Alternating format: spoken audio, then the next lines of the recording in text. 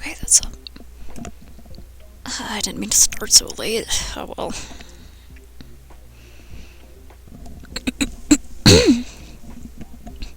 Drink a bunch of tea.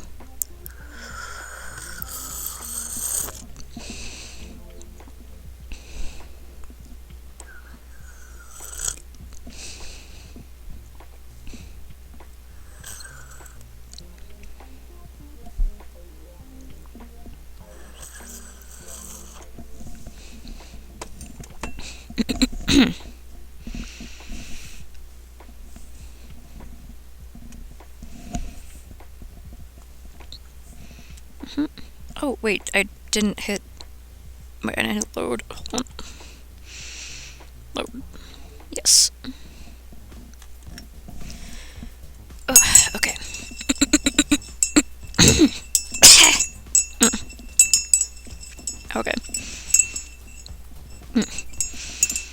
Okay. A week has passed since the last town hall meeting. There weren't any major decisions made this time around, but we did discuss some additions to the settlement. The new booths in the market were mentioned. A few of them caught my attention, including a candle maker and a pastry stall. Aside from that, news of the theater's completion had people buzzing with excitement. Ooh, a theater. The auditions for a play written by Sarah were posted. Hey, what's up, man? I had no plans to audition myself, but I was curious to find out what it was about. On the sheet there was very little information other than the fact that Sarah was looking to cast a male lead for the diffuse and a few smaller roles. Not surprising in the slightest, Pierre was the very first to sign up. Oh yeah, because he's into, theater stuff.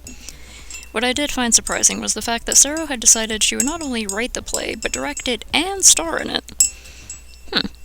The meeting ended up being over quite quickly, and I was able to finish my newsletter shortly after it ended. With the rest of the day available to do whatever I please, I decided I should.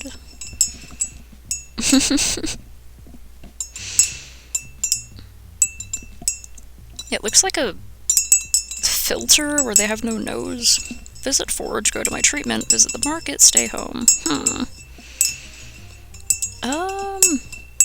Go say hi to Forge. See what they're doing. I can't remember what stupid voices I gave everyone.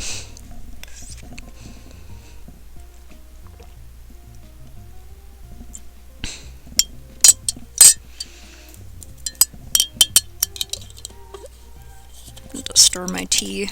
Okay.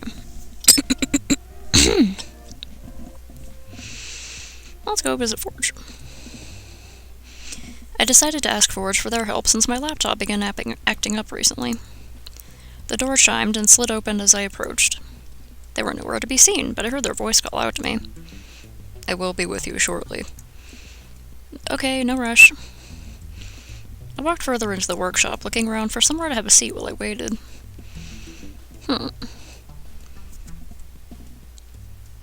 That sucks. I hope they give you a little bit of lenience, 'cause, you weren't there.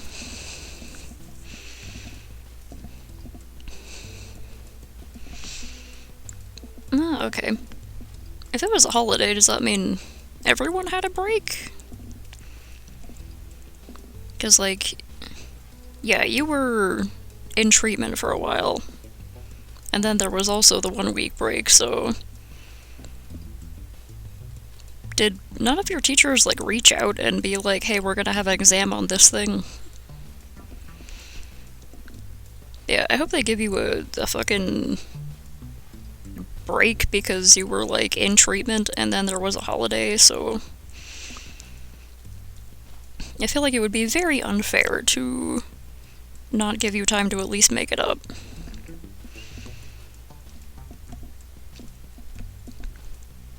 Huh.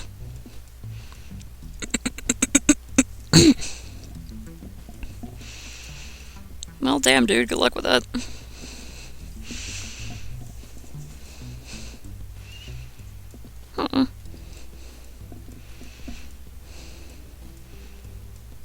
Yeah, over here I guess it also just depends on the school,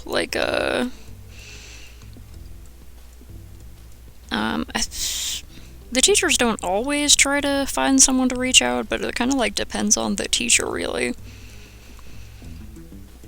Usually it's like, if, like, they might ask someone in class, like, hey, you're friends with that kid, right? Do you know what's up with them? Could you get their homework to them? But if not, usually they're just like, hey, what's up? Why were you gone all that time? You're like, none of your business, teach. How about you shut up and point at a chalkboard? I'm kidding, I was never mean to teachers. The only place that seemed safe was at Forge's desk. Hope they don't mind. I could hear some rustling in a nearby room.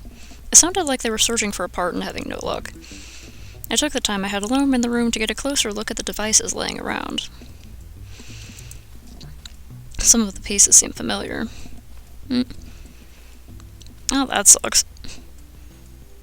Yeah, having classes, like, where you don't have any friends in that class, or, like... I hated those classes. Couldn't even look forward to seeing a friend. Some of the pieces seemed familiar. A pump for a small hydroponic planter, control panel for a home computer unit, some sort of speaker.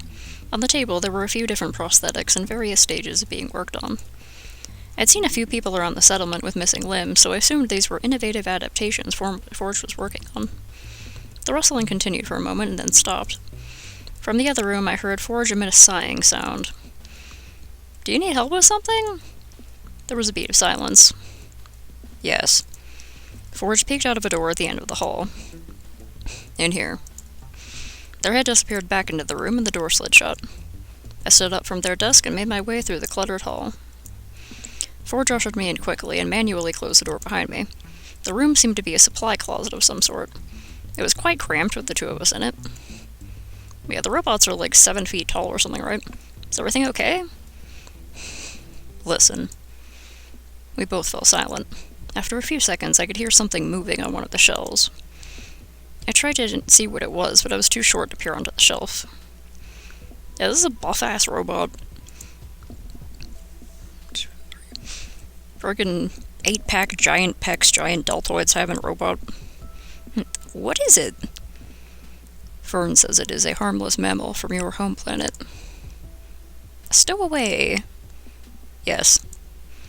This rat must have snuck aboard one of the dropships and made its way into my supplies. I am afraid I may harm it if I catch it, but it is also in danger here. Give me a boost and I'll try. What do you need to be boosted? Me? Pick me up. Oh. Strong yet gentle hands found my waist. They lifted me high enough to see the shelf where the rat was hiding. Can you shine a light? Yes. A beam of light hit the shelf. Thank you. I scanned the shelf, trying to locate the rat. Wherever it was hidden well enough to go unnoticed for this long. Can you see it? The light disappeared for a moment before coming back as a projection of a circle on one of the large objects on the shelf. I reached slowly towards the object. I could hear the rat squeaking. Make sure it doesn't bite you. Rodent bites can be very bad. 3, 2, 1... I slid the object away, revealing the rat's position.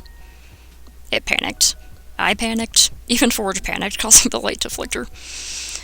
As I tried to corral the rat with random pieces of machinery, time seemed to pass in slow motion.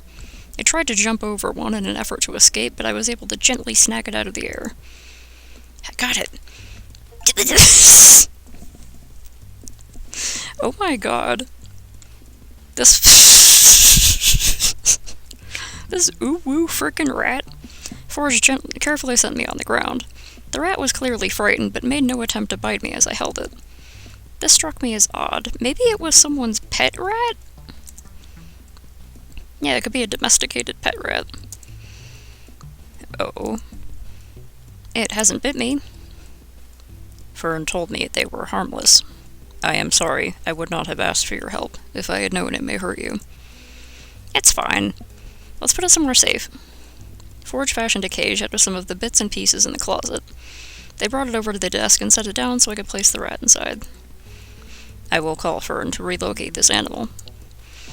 I can get Ariel to put an announcement in the news. It may belong to someone in the settlement. Good idea. Until then, do you think it may be hungry? What do they eat? Lots of things. Rats eat pretty much anything. I have some food on me that I can share. Forge watched as I pulled some fruit out of my bag and offered it to the rat. It happily accepted the snack. We both examined the rat for a moment. Fascinating. Thank you for your help, Envy. Anytime. Forge and I got a hold of Fern and Ariel, respectively. A member of Fern's team was over within minutes to collect the rat, shortly after an announcement was made via the communicators. Once that had been dealt with, I was finally able to talk to Forge about why I was there. I came to see if you would be able to help me with my laptop. The screen keeps turning pink and freezing every time I try to use more than one program at a time.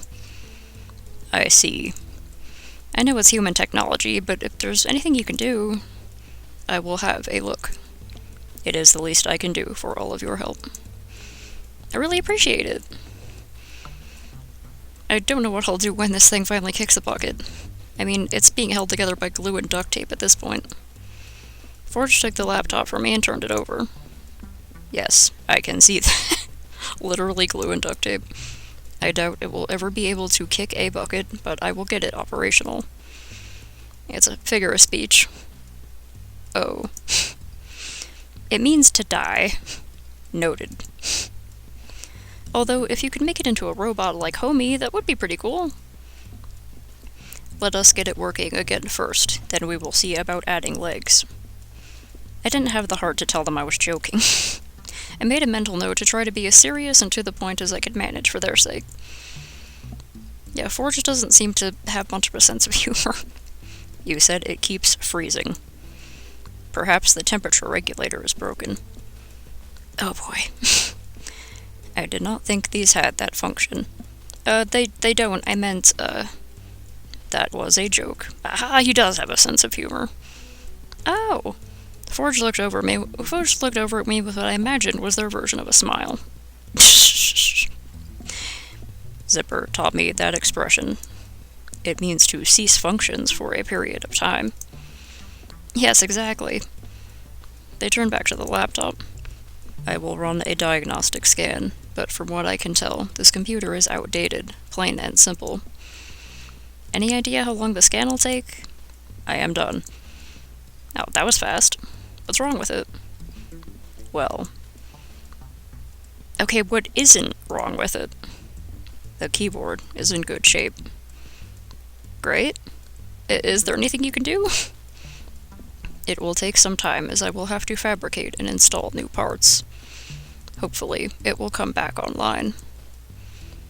Do you have time to do that? The computer is essential for your work with the communications sector. As it is essential, anything that is not can wait. If you're sure, certainly. If you like, you may go home now, and I will bring it to you when the repairs are complete. Unless you would prefer to wait here. Oh, let's hang out. I don't mind waiting. Very well. Try not to touch anything while you wait. You could get hurt. Right, I'll keep my hands to myself. True to my word, I kept my hands off the objects littering the desk in front of me. You can still look at them. After a while, I decided to get up and browse around the room. I noticed dust collecting on some of the machines and storage units, as well as small discolored patches on the floor where oil had spilled. Wonder if they ever clean their workshop. As I approached a shelving unit, lined with spare Homie parts, my foot caught on something and I soon found myself whirling towards the shelf. I managed to catch myself, but in doing so I knocked a few parts onto the ground and set a cloud of dust into the air. Great job. I am so sorry. I tripped on something. I started to pick up the objects and place them back on the shelf as Forge's footsteps came closer. One of the parts fell apart as I grabbed it. I tensed in anticipation of Forge being upset. Forge held out their hand and I handed the pieces over to them. Can it be fixed? If not, I am sure I can find a use for the parts if I cannot put it back together. They placed the machine's remains in a box on the shelf. Are you hurt? Should I call Zipper? Oh, I'm fine. Naturally, as soon as I said that, I began coughing. Sorry. The dust. Come, sit. I will open the window. Forge led me back over to the desk. I had a seat, and they stood by my side, watching with a concerned look on their face. My coughing fit slowly came to a halt as fresh air wafted in from outside. Perhaps it would be best if I bring your laptop to you once I am finished. Yeah, it's too dusty in here, and you have lung cancer, kid. I fear it is not entirely safe for visitors here. Yeah, you're probably right. I will walk you home. Thank you, I appreciate that. As we walked toward the housing area, Forge always kept a few feet between us. I like how many funky little plants are in the background of this. Really cute backgrounds. There was silence for quite some time before I spoke. Forge? Yes, NB. Are you aware that some of the humans have been referring to you as male? Yes. Does it bother you? I am not male. I am not female. I have no desire to be referred to as either. They have one gender, and it is muscles. Robot muscles. Okay, I'll let people know you'd like it to stop. I'm sorry it upsets you. From what experiences I have had with humans, it seems they will assign a gender to nearly anything. Yeah, there's some languages even where things have genders for no fucking reason. It is in your nature. That does not upset me. You sure are right about that. I have heard people use gendered pronouns when speaking about you. Does that upset you? It does. I guess I understand why people do it, and most of the time it's truly a matter of not knowing any better, but when they keep on doing it, it hurts. It upsets me to hear that their words have hurt you, NB. I will continue to ask them to refrain from doing so. Thank you. I really appreciate that. Thanks for walking me home. Of course. Aw. I will come by later when I am finished with your laptop. In the meantime, please rest. I will. Thank you. Unable to do anything online, I decided to take a nap instead. Yep, no internet, might as well be unconscious. Later that evening, Forge returned with my laptop. They had gone through the trouble of fixing the shell as well as the internal components, making the computer appear almost brand new. Wow. You've gone above and beyond, Forge. I feel like they're not the hugging type. I don't know. I wouldn't have thought of hugging them. They look rusty. Thank you again. I am glad I could help. I can't believe you even saved the stickers.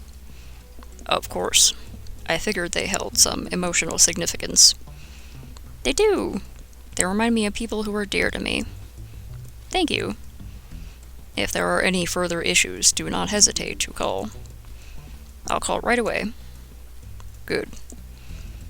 Well, I should be going. Take care, NB. You too, Forge. Try to take a break now and then. Try to take a bit of a break, okay? You deserve it. I will try. Good night. Good night. I spent the rest of the night curled up on the couch watching as many cheesy conspiracy theory videos as I could handle. Did you know that the Guardians were actually sent back in time to save humanity? I sure didn't. After that, I switched to top 10 movies you must watch before you die videos. I had Ella take note of some of the better sounding ones for later. Gotta drink some more tea.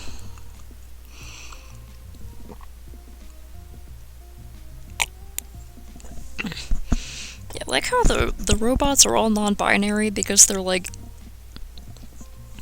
inorganic beings. No matter how masculine or feminine they may look to humans, they're all like, look, I'm a robot. I made of metal, dude. I don't know what to tell you.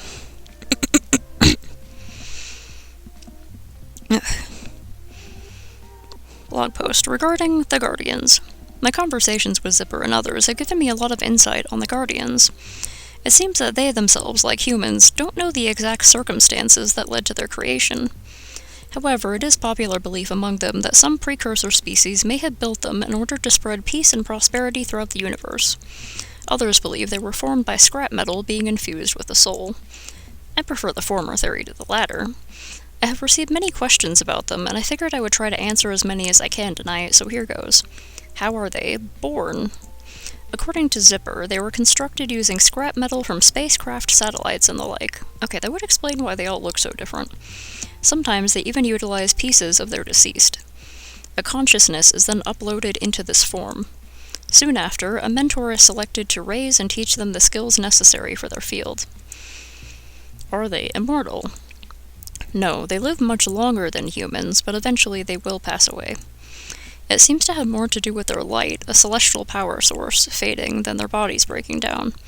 A guardian can die due to physical trauma. Are they really pacifists? During my time here, I have not once seen a guardian cause harm to any being. Even when provoked, verbally or physically, they've remained calm and stood their ground without lashing out in any way.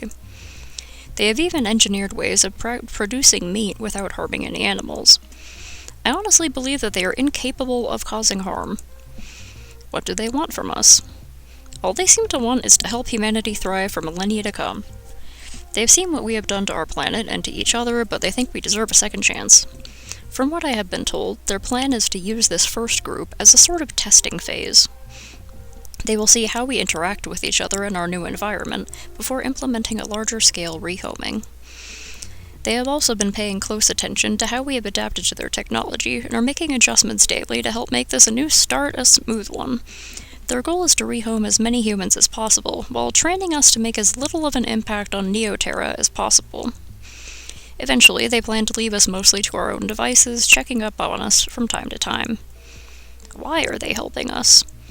The answer I've been given whenever I've asked any of them about it is that they are simply following their programming. Whatever is inside of them needs to help people. It drives them as a species. It's like how, at our core, humans are always trying to connect. I don't believe they have ulterior motives for helping humanity. They don't seem to have anything to gain by helping us, but they're doing it anyway. Maybe it's like, like when you take in a pet. Like when you find like a stray cat or something and you're like, I'm gonna take care of this pet, I'm gonna make this animal's life better, and I'm gonna give it a better chance at living a long and happy and healthy, comfortable life than it would have running around on the streets and getting run over. Maybe it's like that. If anything, they're losing out by helping as many species as they have. Zipper once told me that they gave their own planet away because the species needed it more than them. Some of their kind have even been injured or killed while trying to help others. Fern, for example, nearly died trying to protect people from an explosion at a greenhouse. Their old body was practically destroyed and they were almost beyond saving. I hope that this has answered some of the bigger questions you may have had about the Guardians. Please keep sending questions my way. I will try to answer them as best as I can, as soon as I can. Tagged as Guardians, Terra, Neoterra. Posted a minute ago. Hey, homie! With no major updates to report, I was free to enjoy my day off, and let's go visit Fern. I thought a lot about Fern since our last conversation. I still had questions regarding them and their work. I decided to give them a call. What did I use? Like a old voice, right? Hello there, NB. Is there something I can help you with? Hi. I was just calling to see if you could use some company or an extra set of hands. Actually, yes. I'm on my way over to the carrot plots. Would you like to help me harvest them? That would be great. I just need to put my shoes on and I'll be right over. Should I bring anything with me? I should have everything you'll need right here. Have you eaten? I can make you a snack before I get started. At the mention of food, my stomach growled. A snack would be nice. Make sure to prepare extra for Sunny. Of course. They turned their head to look at their feathered companion. You better let NB eat their food this time. Sunny chirped in response. See you soon, Fern. See you soon, NB. Fern and Sunny stood waiting for me at the greenhouse entrance. In Fern's hand they held a container wrapped in cloth. Here is your snack. I gladly accepted the container from them. Thank you so much. You're very welcome, NB. Why don't we have a seat by the flowers while you eat? Lead the way. I followed Fern to where the large plot of flowers had been planted. Benches had been added along the path for visitors to sit on and admire the beauty of the plot at their leisure. I took a seat on the bench and began unwrapping the container I had been handed earlier. There were 2 glass containers neatly stacked under the cloth. In one there were washed berries and shelled nuts. In the other there was a lettuce wrap filled with veggies and cream cheese. That sounds good as hell. Fern had gone above and beyond. You really didn't have to do all this. The berries would have been more than enough. I don't mind. I know if I were a human and in your position, I wouldn't eat as much or as healthy as I should. Calm me. Ella and Zipper have been trying, but my appetite hasn't been the greatest. Don't force yourself to eat at all. I'm sure Sonny would gladly take any leftovers. The bird in question was eyeing my food. That birds could drool. Oh, I think you might be right about that. I began to snack away, starting with the wrap. As I ate, Fern spoke of the progress made by their team and the new crops that had been planted. They mentioned that Ariel's partner Shale, I don't know that one, had collected a ton of new data on the planet itself. They even had discovered massive fossilized creatures in a cave system near town. There were no plans to remove the fossils, but there were plans to invite folks to visit them. Once the area had been properly secured, of course. How have you been? I have been busy, but I've been taking breaks when I can. How about you? Are you feeling any better? I want to see what happens when they say not really. Not really. That's unfortunate. Hmm? Oh, hi, what's up? That's an old-ass sewing machine, dude. Nice. I hope we're able to get it up and running well, and that you can use it safely with the cats running around. I'm playing like a visual novel kind of game about a teenager with cancer who got... Okay, so this kid on the left has cancer,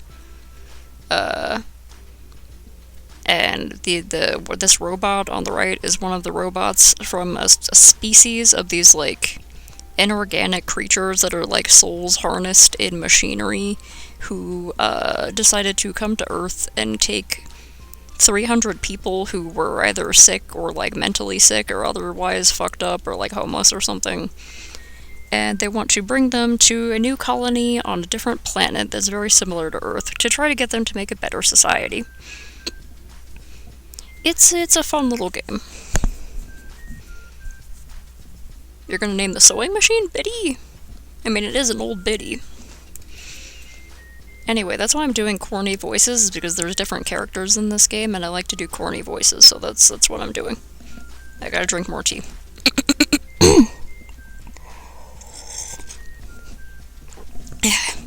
Anyway, this robot is my favorite because it's like look at this guy. Look at this pal. They're covered in moss and plants and animals. Animals live in this robot. I love them. Their name is Fern. Anyway, I keep reading. That's unfortunate. Have you been getting lots of rest? I've been trying to, but it's hard sometimes. I understand that. I understand that. No, I'm not drawing. This isn't really my art style. I'm playing a game.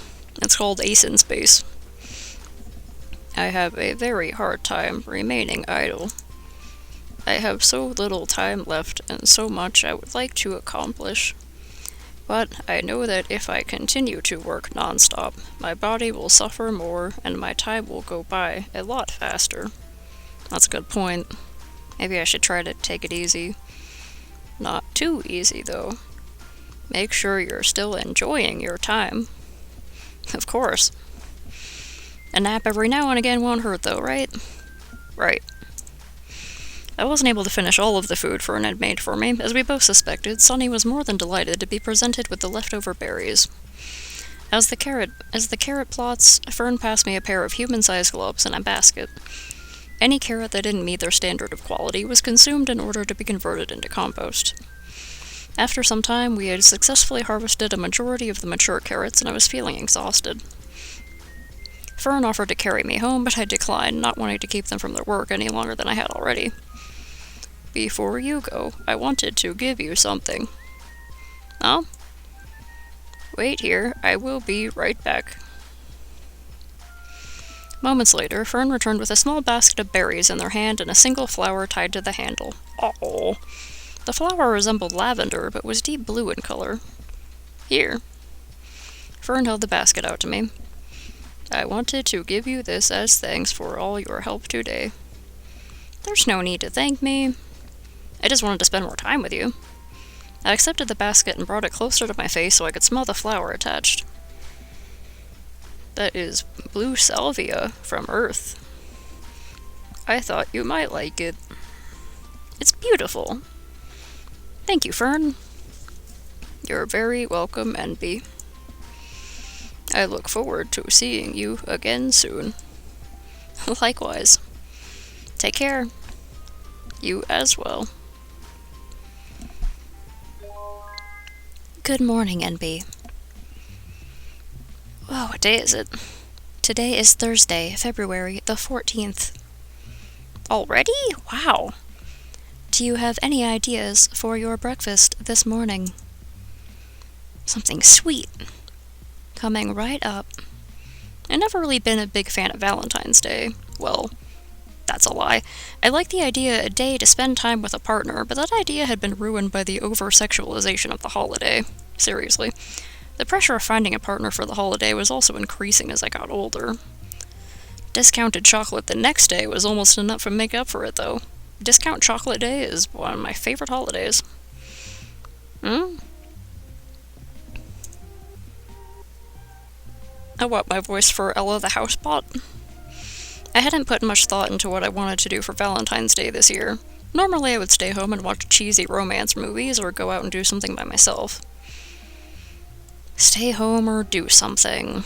I ended up thinking about self-care, spending time with someone special, spending time with a friend. Is self-care, getting a lot of... Oh wait, it's not Discount Chocolate Day yet. Let's go hang out with a friend. Is that just because I hung out with them the most? I also want to check out the other robots. It was beginning to look like I had fallen out of my usual self-care routine. Taking naps and binge-watching videos was nice, but when was the last time I had done a facial or had a pedicure? I've never done either of those things, but that could be nice. When was the last time I had done it with one of my many candles I own? Ella?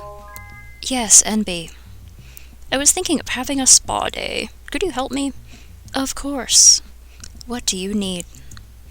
Do we have any matches or a lighter? I'd like to light a candle for starters. I can have Homie bring you some. Perfect, thank you. Within moments, Homie was standing in front of me. Homie, I love you, little guy. They even helped me light a few candles around the living room. Could you do me a favor, Homie? Could you grab my makeup kit for me? Beep boop boop.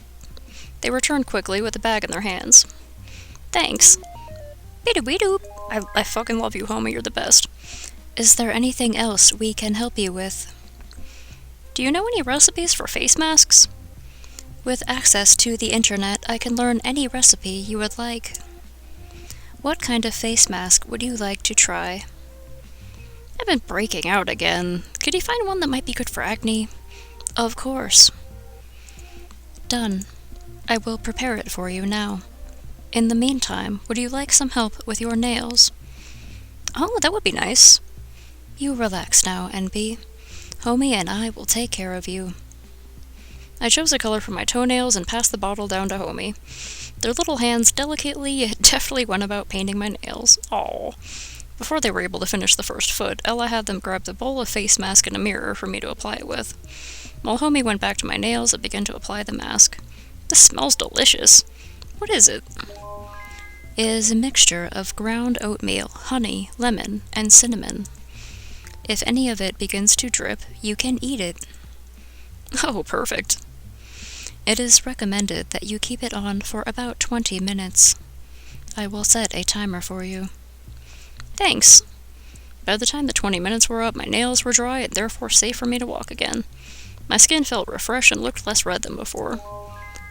Did it work? I think so. Thank you. Of course, Envy. What else can I do for you? She is getting treatments from the robots. They have, like, advanced alien robot technology. So they're gonna try. Her remission rate is, 50 to 60% or something like that, which is better than it was on Earth, but they're still, like, because they're pretty far along. Yeah, when it started, they were like, the doctors gave me 1 month left to live, and so I think it's been over a month now, and they're still alive, so...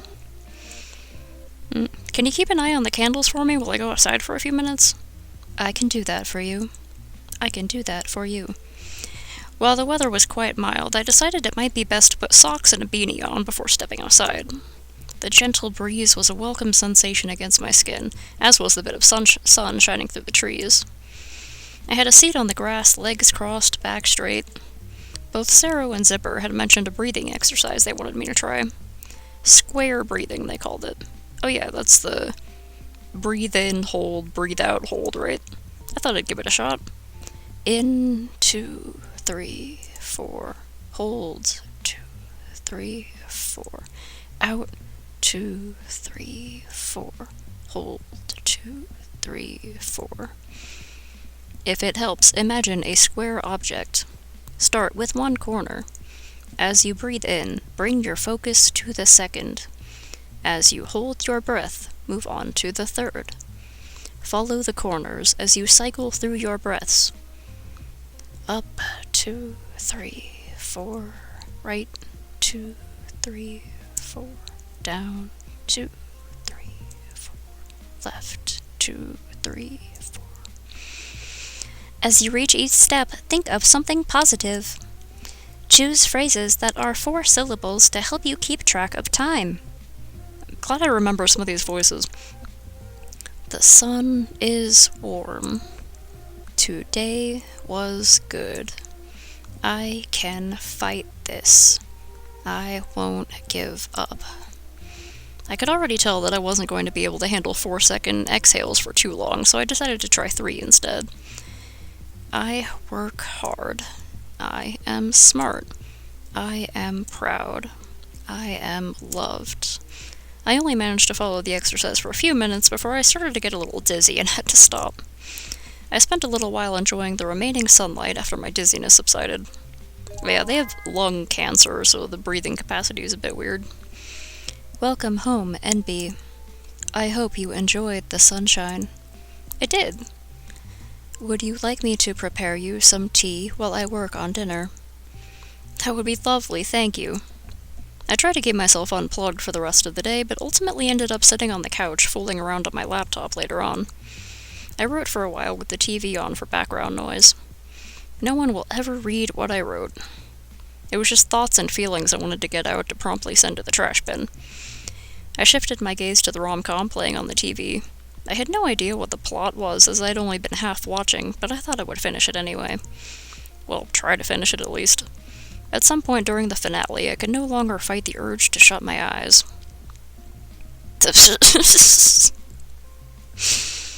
Zonked.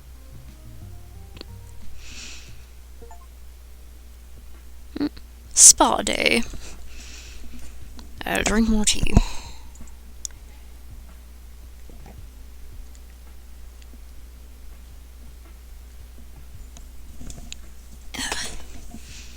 I guess I should do a quick save. Been a while? Okay. Blog post. Earlier this evening, I sat down with Zipper to discuss my health and my options going forward. It looks like, despite our best efforts, cancer will win in the end. While I may have been angry and upset about this diagnosis a month ago, I know that Zipper has done everything he is capable of, and I don't blame him for what's to come. Okay, so Zipper prefers he/him. I wish I could keep blogging about my time on Neoterra, but I think it's time for me to say goodbye and spend the rest of whatever time I have left focusing on myself. So thank you all for coming along on this journey with me. I appreciate all of your kind words since I started this blog, and I'm gonna miss each and every one of my followers. I hope that one day you'll be able to experience Neoterra for yourself, but if that's not in the cards for you, I hope that you're able to enjoy every moment you have on Earth. Sometimes what lies ahead is bleak, and you might wonder, what's the point? Sometimes you might think that you've had no impact on anything or anyone, and that you're not worth remembering. Even if you're not written about in history books and no songs are sung for you, I assure you that someone will cherish their memories of you. They will remember how you impacted their life. You will impact so many lives during your time, more than you'll ever fully realize. Someone will care when you're gone. I promise you that. So don't give up on living. Please keep fighting through all the shit life throws at you, and enjoy the good times when you have them. You may not get a guardian of your own, but know that I'll be watching over each and every one of you, doing my best to guide you towards a brighter future, filled with all of the love and happiness you've shown me. Thank you again for everything. All the best. N.B. Clark. Tagged as goodbye. Posted a minute ago. Aww.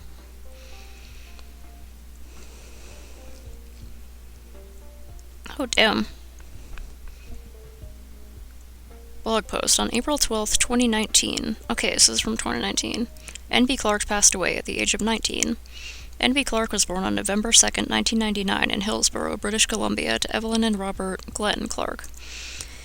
N.B. loved to write about and photograph the world around them. They were also passionate about space, meaning that they were able to combine their hobbies with this muse during their time on Neoterra. N.B. will always be remembered for their kind nature, light-hearted spirit, and for their efforts to document life as a first-generation settler on Neoterra. They are survived by their parents, their uncles Alan and Chris, and their aunt Sally. A celebration of life will be held on April 15th. It will be at the gathering place at the heart of the first Neoterran settlement in which they resided. As per N.B.'s request, any messages sent in from friends, family, and followers will be read during the celebration. Hey, Sky, take off your hat. I'm on my way. Valentina Tereshkova. Tagged as update. Posted 5 minutes ago. Blog post replying to on April 5th, 2019. I'm finding it difficult to process this loss. I'm like, damn, did NB actually die? Were they able to upload their consciousness into a robot? I mean, that would be nice, but dang. Blog post. NB was a dear friend and a valued member of my team. I do not have many memories of them to look back on, but I will cherish the ones I was blessed with for the rest of my days. Before they passed, they asked me to help make arrangements for their parents to come to Neoterra. Evelyn and Robert arrived yesterday morning and were able to say their goodbyes. While their time with us was brief, NB was able to touch the hearts of all of us on Neoterra.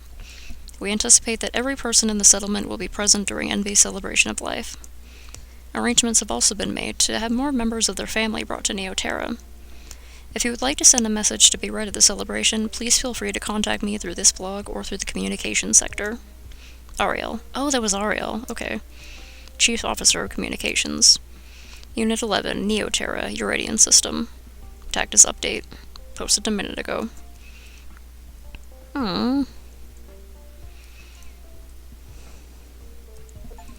Ending. Neutral sad. Okay, so there's different... Positive vibes only. Remain positive throughout your journey. And numbing memory of Grandma Lynn, Grandma Carol, Jennifer Rose Gully, Samantha Lee Smith, John Walter. Written by John Walter. Art by Anne-Marie Gray. Okay, so I definitely have to play again to see if I can talk to the other characters more. Additional art by Alfred, programming by John Walter. Additional programming by Wade Trischler. Script editing by Maguire Stevens. Quality assurance by Alfred Robinson August. Music by Adam Crashtroid Kaflish. Ugh. Gothy cakes. Special thanks to all of these fine people. Thank you for playing. Okay, well now I have to start over again. I didn't create multiple saves, so I'm gonna... Can I skip this section? Okay. What if I hide? Because originally just immediately opened the window. Do you just die here and not get to go to Neoterra? I hid once again just below the window. This isn't happening. This can't be happening. If I don't move, maybe it'll leave? Please do not be afraid.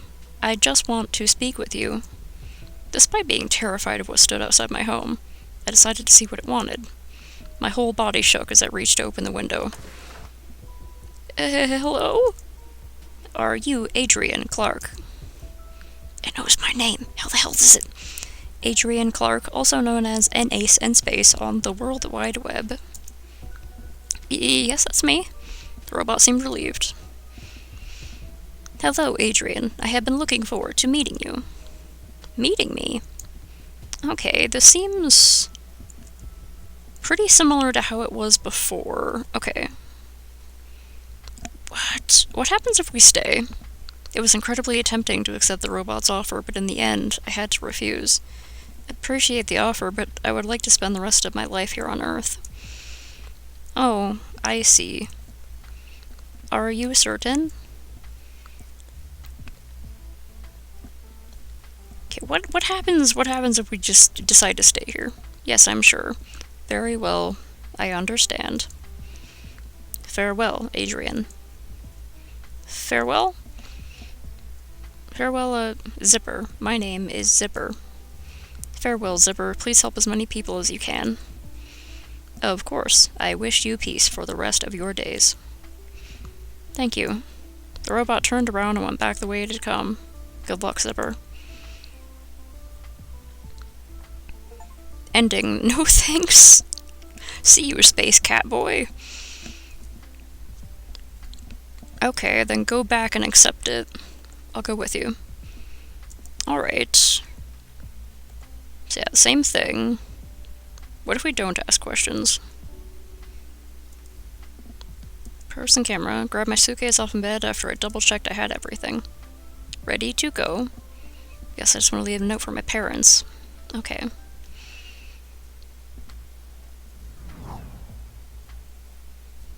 What if we're, like, not immediately nice to him? They gently placed her mask over my nose and mouth. I found myself not questioning why. I have to deliver a quick speech before our departure, but if you need anything during the flight, please press the button on the side of your chair. Okay, think so too. Right, got here. I can't remember what it was, but I think I accepted it at first. No thank you. Seems pretty straightforward. Oh, it was a tour of the house. I'll just ask the computer if I need help. Okay, there are a few quick tests I need to conduct before we can begin calculating the best approach for your treatments. Okay, early in the morning. Unpack and rest. Okay. Tell the computer wish you speak to me. Thank you. Pleasant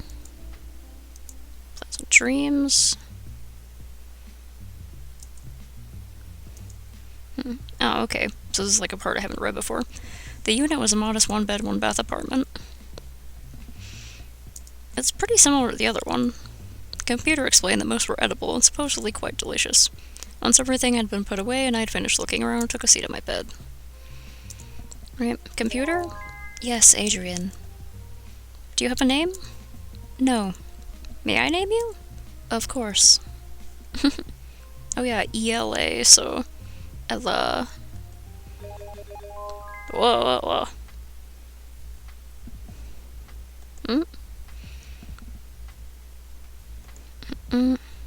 Okay. Someone they rename themselves NB, which is kind of funny. I have a non-binary character literally named NB.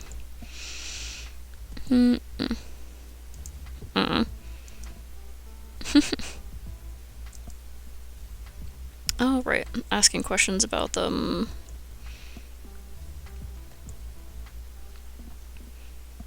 Sure. I think it was like, do your parents care or something? They mostly just read my blog, but there are a few people who I talk to and consider good friends. Oh, yeah, no, that was, are your friends supportive, right? Heck, I should have gone back and... Wait, if I go feedback... What if I hit not exactly? Like, I think that one was are your friends supportive, so... Not exactly. They're mostly just people who read my blog and talk to me from time to time. Well, that's a start. Can you tell me a little bit about your blog? It's mainly just life updates, photography, and the occasional meme. What is a meme?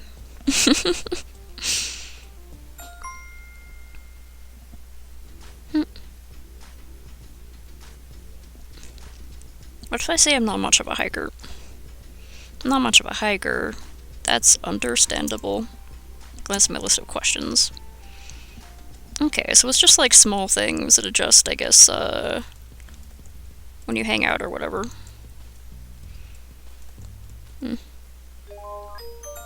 Wow. Okay. It was like about the health issue or something. I was supposed to be interviewing you. Right. Please continue. How do I do a French accent again? Okay, information... Okay... Probably should have saved multiple save states, but whatever. Let's talk with Saro. Actually, No, let's talk more with Saro. We didn't get you before. Saro remained at the front of the sitting room, chatting with a few people who had approached them after the meeting. As I walked across the room, our eyes met as they spoke to another meeting attendee. Let me sip some tea.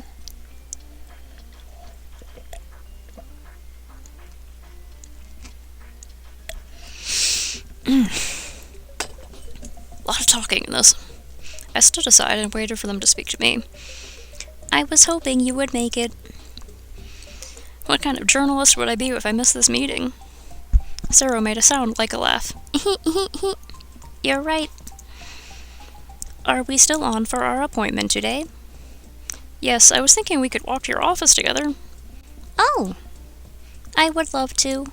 Saro and I left the town hall. We talked about the town meeting on the way.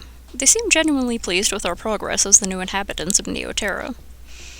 Inside their office, I had a seat on my couch as they sat across from me. How have you been since our last meeting? Quite well, actually. Ariel has kept me quite busy, Zipper too. How have your treatments been going?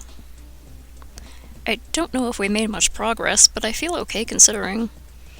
When will you find out the results? The end of next week. Well, I wish you luck. Thank you. You're welcome. Did you want to talk about the treatments at all? Sure. I love that little Cyclops teddy bear, it's so cute. How are you handling them? Physically? I'm tired. I've been sleeping okay, but the treatments are definitely taking a lot out of me. I'm sorry to hear that. How are you doing emotionally? As well as someone in my position can be. Has writing helped at all? A little. The feedback from my followers has been helping far more. I imagine they are quite excited for you. A little jealous, even. But yeah, they're happy I'm getting help and that things seem to be going okay, too. When we first spoke, you mentioned that you tend to push people away, mainly your parents. Did you want to talk about that? Do a therapy, kid. Sure. Do you have any idea why you push people away? Have you always done this, or did it come with your illness? I was bullied a lot in school for being different. I guess that's when it started. I found that it was easier to be accepted by people online, so I stopped making as many connections in real life, too. It only got worse when I became ill. People seemed to only be nice to me because I was sick, and I didn't want their pity. My parents, though, I guess I thought if I pushed them away, it would be easier when I passed. Is that why you left? It was definitely a deciding factor. I also want to believe that Zipper can help me and means that I could spend more time with my family in the future. I would have had maybe a month if I had stayed. Zipper is an excellent medical officer. They have helped many of our kind in situations that normally would have resulted in death. If anyone can help you, I believe it is them. Hearing them say that put me at ease. Have you been in touch with your parents recently? I talk to them nearly every night. How are they handling the situation? They wish I had stayed, but accept my decision to leave. Once things have settled down a bit, I would love for them to visit if possible. That can be arranged. Let me know when you would like them to visit, and I will make arrangements for you. Thank you, I will. The first half of our session was like usual. We talked about my feelings and my progress. After a while, though, I started to really tire of talking about myself. A sane change of subject seemed like a good idea. Do you mind if I ask you questions? I know it's not protocol, but I'm getting tired of talking about myself, and I realize I know next to nothing about you. You want to know about me? Yeah, if that's okay. Of course. I'm just not used to people asking me about myself, that's all. What would you like to know? Are you taking care of yourself? Admittedly, not as well as I could be. I have been so busy working with your people that I have not taken much time for myself. Please don't neglect yourself on our behalf. I'm fine. A little tired, but otherwise I'm okay. Thank you for your concern. How are you adjusting to life here on Neoterra? Is it different than life on Arias? It will take some time to get used to. I am usually stationed on the Arias, where I conduct my interviews before we introduce a species to their new home. Why were ours done differently? We were in a hurry. Should I be concerned about why? No, we just felt it would be better to start the process as soon as possible. I see. Will you be leaving soon, then? I don't know yet. I feel differently this time around. I would really like to stay. Yeah. I would like that as well. This may be a stupid question, but what sector do you belong to? That isn't a stupid question. I fall within the medical sector. While folks like Zipper deal with physical health, I help with emotional and mental well-being. A healthy mind is just as important as a healthy body. That's true. Do you enjoy your job? Of course. I get to meet many people and help each one grow. It is a very rewarding job. Do you have any hobbies? Much like you, I enjoy writing in my spare time. What kind of things do you write about? People. I find behavior fascinating. I like to come up with scenarios and write about how people might react within them. Have you published any of them? No, I'm afraid I'm not very good. There's always room for improvement, right? I would love to read one of your stories and give feedback. Really? That would be wonderful. Perhaps I will work on a play then. With the theater just about finished, this would be a perfect time to debut my work. Yeah, it said before, in the other save that they wanted to, what was it? Write, direct, and star in a play. You better let Pierre know. He's been looking for some acting work. Perfect. I will contact him as soon as I have finished writing my script. I'm sure he'll be thrilled. This is very exciting. I can't wait to get back to work on the script. Oh, you have something started already? Yes. During the preparations for this mission, I spent a lot of time studying human behavior through their scientific data and media. I was inspired by some of the television and film I watched. Now that I've actually interacted with humans, I have some changes to make, but I think what I have is a good start. What kinds of movies and TV did you watch? Anything I could get a hold of. Do you have any preferences? I am a huge fan of sitcoms, reality TV, and soap operas. Despite the amount of violence, I find procedural dramas quite entertaining as well. Is your script influenced by any of those? In ways, yes. That'll be interesting. Can't wait to see how that goes. Thank you. I hope it will be entertaining for both of our kind. I'm sure it will be. The rest of our meeting we spent talking about different films and TV shows we enjoyed. I showed them ViewTube as well and recommended some channels to look at when they had the time. Before you go, I've been meaning to ask you about something. How do you feel about some of the people here using feminine pronouns for you? Zipper mentioned that your people usually use neutral language, so I wanted to make sure you weren't upset by it. I don't mind at all. In fact, I modified my appearance before contact with your people to seem more feminine. Okay. How come? I felt it would make me more approachable. I also like the way this form looks. Good for you, you get it, girl. Yeah, you're cute as hell. You're beautiful. Thank you. You're welcome. Would you prefer to use she, her? I have no preference. It really is up to whoever is speaking. Noted. Let me know if that changes, okay? Of course. I have our next appointment slotted for next Tuesday at the same time. If that doesn't work for you, or you need anything before then, please don't hesitate to get in touch. Sounds good. Take care, Sero. You as well, NB. When I got back from Sero's office, I sat down to work on my report right away. Afterward, I watched clips from some of the shows Sero had mentioned. If her play is going to be anything like the clips I watched, we are in for a treat. Save again.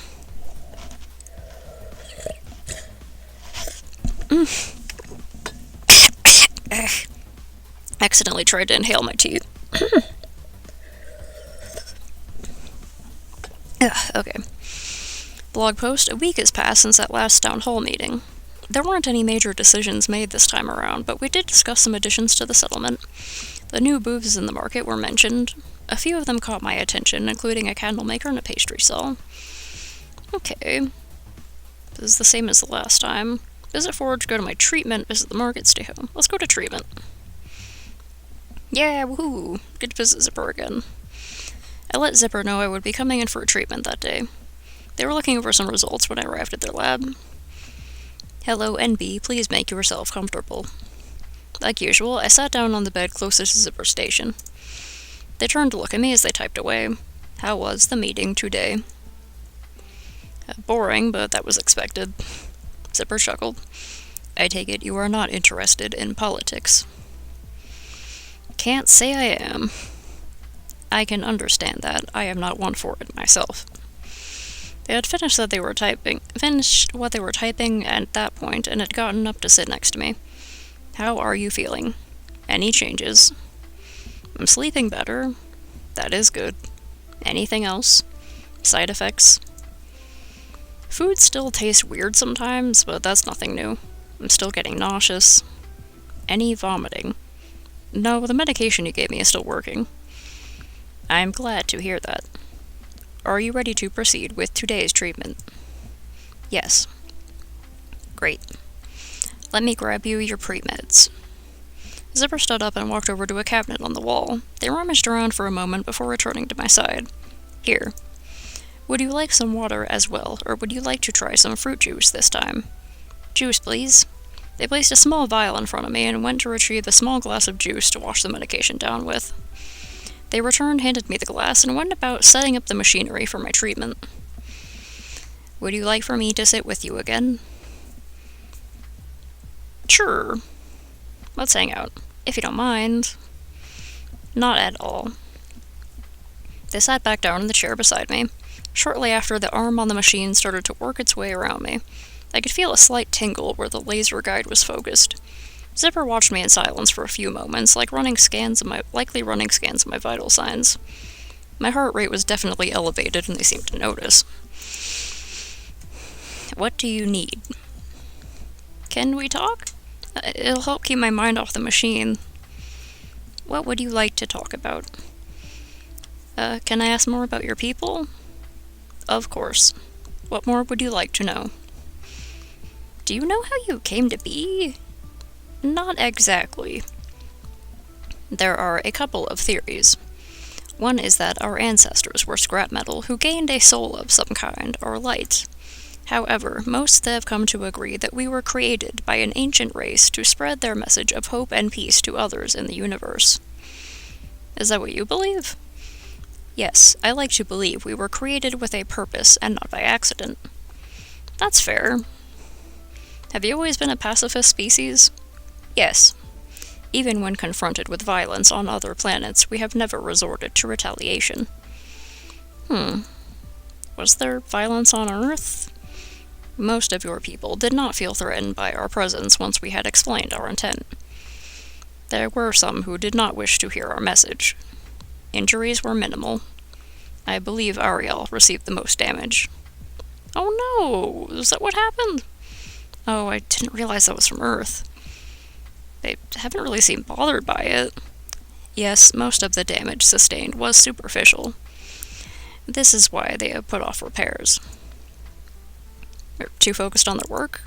Yes. Between Ariel and Forge, I am not sure who is worse. I'm not sure either. I wish they would both learn that working too hard can be damaging to their overall health. Agreed. Are you taking care of yourself as well? Zipper. I take breaks when I can. You're just as bad as them. I know, I am a hypocrite. I've been meaning to ask you something. Do you mind when people refer to you using masculine pronouns? Some people around town have been taken to doing so. No, why would I? You mentioned that your people normally use neutral pronouns. I wasn't sure if you would be comfortable with anything else. Some of my people are upset by it. I personally do not mind. I do enjoy the way the pronouns sound. Zipper, he, him, his. That sounds pleasant, does it not? It does have a ring to it. Would you prefer we use those for you? I would like to try them, but neutral ones are fine as always. That's fair. I'll let my followers know too. Thank you, Envy. Have they been asking about me? They have. Oh. Those little emoji faces. What have they been asking? Someone was asking if you were single. I mean, they're using Tumblr, so that someone's probably asking about the Catboy robot being single. Asking about how my treatments are going. I've told them that we won't know for sure for a little while yet, but they know you are quite confident. I am. I hope you are too. Yeah. I've been let down before, but I trust you. I know you'll do your best. That I will. The machine next to the bed beeped as Zipper turned to look at it. Everything okay? Your oxygen level is a little low. Are you feeling lightheaded at all? Headache? Any changes in your vision? I'm a little lightheaded. I assumed it was nerves again. Your anxiety certainly is not helping. Would you like a sedative after the oxygen? Yeah, that may be for the best. I spent the rest of my treatment asleep. When I woke, I was in my bed at home. I could hear Zipper talking to someone down the hall. Hour or so. Please inform me when they wake. Of course, Zipper. I will happily do that for you. Thank you, Ella. Zipper. Yes? I believe they are already awake. Oh. Within moments, Zipper was at the door. Hey! Hello, Envy. I was not expecting you to gain consciousness for a little while longer. How are you feeling? I'm tired, but I'm okay. Oh, hell yeah, Bee and Puppy Cat. I haven't watched that in forever, but it's such a weird, cute series. The full effects will wear off soon. In the meantime, I recommend you get some more rest. Can do. Did the oxygen help? Yes, your levels returned to normal not long after you fell asleep. Please let me know right away if you begin to feel unwell again. Of course. Splendid. I will stop by at some point tomorrow to check in on you. Until then, Envy. Until then, Zipper. I quickly fell back asleep once Zipper had left. After a couple of hours, Ella woke me for dinner. I spent the rest of the night curled up on the couch watching a documentary about the universe. Dated lines like "scientists speculate we are not alone in the universe" had me chuckling. You have no idea. Tea time. Ugh. And also, of course, hydration and posture check for anyone else. It is very dry and slouchy right now. Gotta do some neck stretches. Ow. Okay. Okay.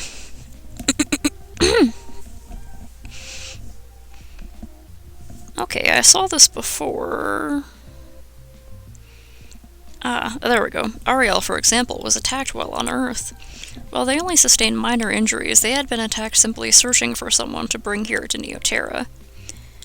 I guess Ariel is unfortunately one of the sort of scarier-looking robots. I hope this was answered some of the bigger questions you may have had about the Guardians. Please keep sending questions my way. I'll try to answer them best as I can, soon as I can.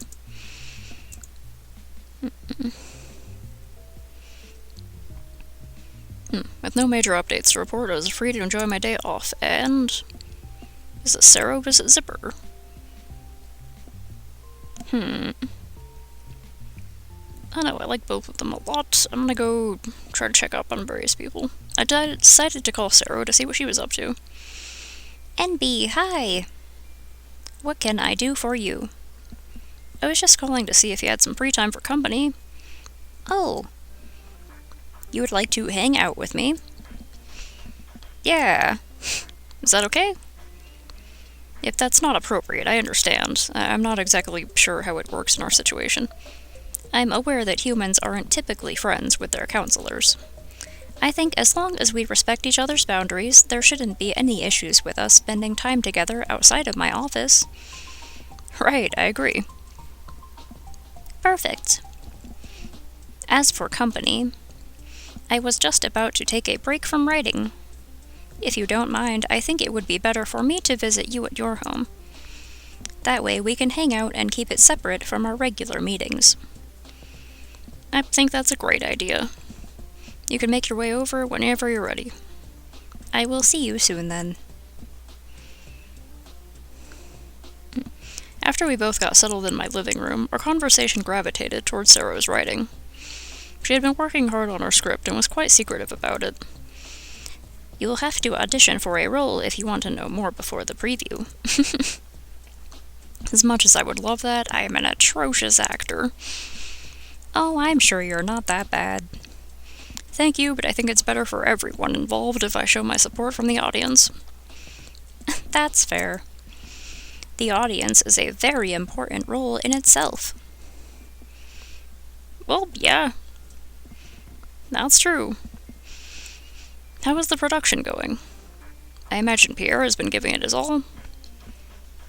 Pierre has been amazing. I'm so glad I found someone as talented as him to star. The only thing that we're having trouble with is the script. I've never really written anything like this. Have you ever written a play? I wrote some short stories for a creative writing class once, but my main focus has always been nonfiction and journalism. I have watched a lot of movies, though, so I might be able to help if you get stuck. Thank you. I'll keep that in mind. I really enjoyed talking with Sero. Despite us not normally being ones to talk about ourselves, we found plenty to discuss. I could tell it was hard for her not to slip into her usual role as my counselor, especially when my family or health was mentioned. Eventually she slipped. You know, there are others on Neoterra with terminal illnesses. I was thinking about maybe starting a support group. You wouldn't have to attend, of course, but I think it could help. I'm not so good with groups like that. Maybe I could give it a try. Maybe you could introduce me to someone. I'll give it a try. But I could give it a try. Great. I'll let you know if I do get one set up. I'm sorry. I didn't mean to shift into work mode. I hope I didn't make you feel uncomfortable in any way. No, it's okay. Friends are allowed to talk about this stuff, too. Right. I was just speaking to Fern about their illness the other day, and thought it might be nice for the two of you to connect. Oh, I didn't realize they were sick. Oh yeah, because in this save, I haven't talked to them that much. It's a bit of a complicated story, but yes, they are sick as well. If you ever get a chance to talk with them about it, you should. Yes, I definitely will when I get a chance. Pleased with my answer, Sarah shifted her conversation back to a more pleasant topic. A little while later, it was time for her to head home and for me to settle in for the night. Good morning, NB. What day is it? Okay, now it's Valentine's. Today is Thursday, February the 14th. Already? Wow. Okay. Valentine's Day. Self-good with a friend. Look up this is Zipper. Ella? Yes, NB. Could you call Zipper for me? Of course. The line rang a little longer than expected, but Zipper answered. Hello, NB. Is everything alright? Yes, I was just calling to see if you had any plans for today.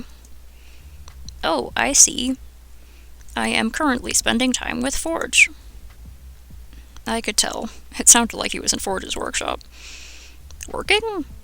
We were just finishing up on a prosthesis, but after that we were just going to be working on something for fun. You are more than welcome to come and lend us a hand. Are you sure I wouldn't want to intrude? Of course. It would be nice to spend time with the two of you. Is there any particular time that I should head over? We should be moving to our next project shortly. You could head over to the workshop now if you would like. I'll see you too soon then. Until then, NB. Until then, Zipper. After hanging up, I went about getting ready. Not knowing what kind of help I would be providing them, I decided against wearing any makeup. Zipper was the first to greet me when I arrived at Forge's workshop. He was very excited to show me what they were working on. On the workbench in front of Forge sat a small robot. It was identical to Homie in every way, except this model had 4 arms instead of 2. Zipper motioned for me to take a seat in the empty chair beside Forge. Hi, Forge. Hello, NB. Is this what you two are going to be working on? Yes. Forge received a request to make it cooler. I don't know. 4 arms are already pretty sweet. What else were you thinking? The 3 of us studied the small robot. I think it was studying us as well.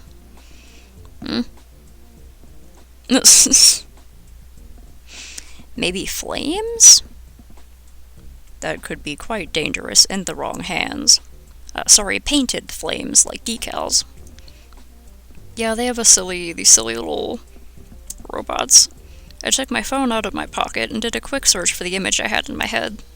Like this. Zipper and Forge took a look at the screen in my hands. Oh. Yes. Okay. Do you have any other ideas? How old is the owner? 15. Okay, how about bigger wheels? For what purpose? All-terrain drive.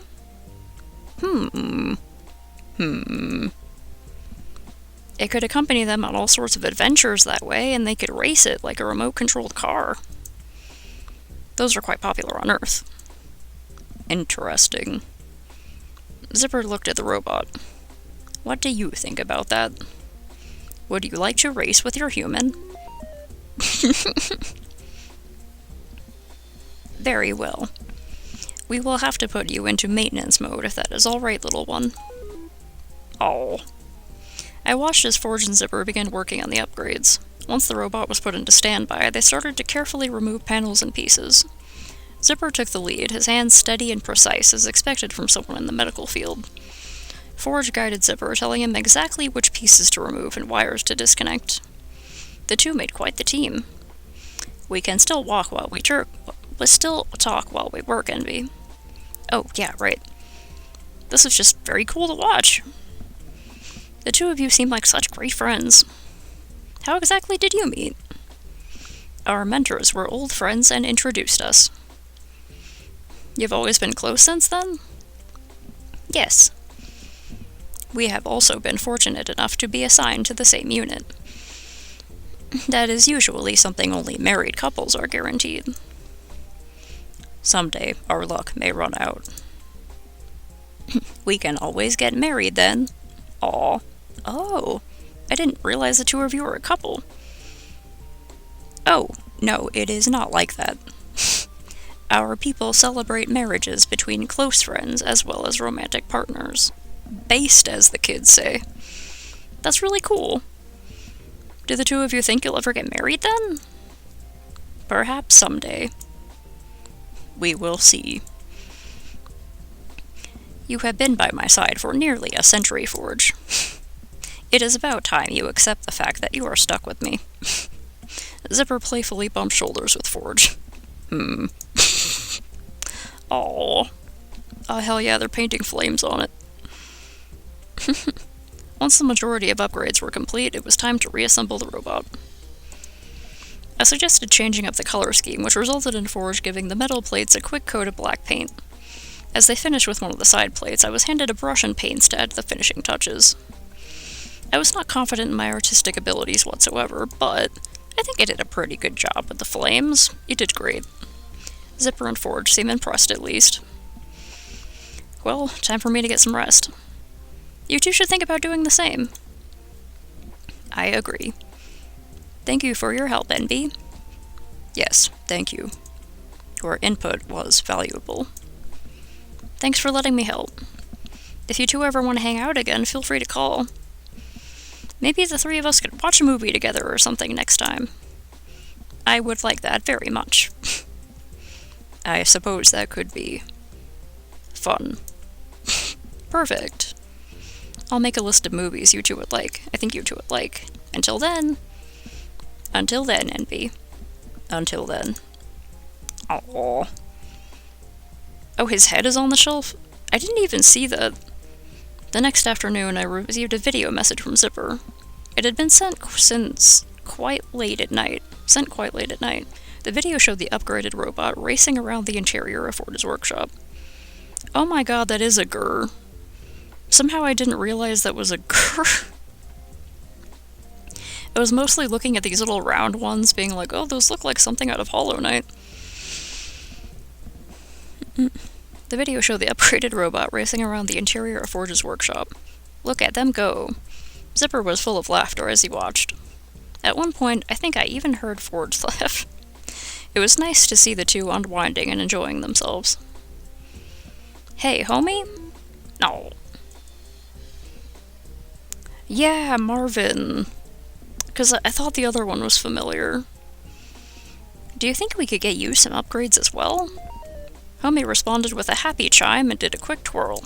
I love you, homie. You're perfect in every way. But if you want to be even cooler, I will paint flames on you. Excellent.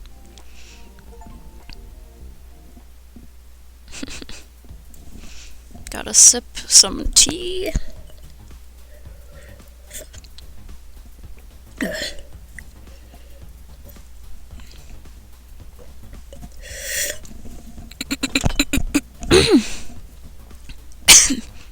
Oh, there were some little tea leaf fragments at the bottom of it. Thankfully, I'm being a beverage goblin tonight. And I had a mug of tea as well as a pot of tea, and also some water with lime juice in it.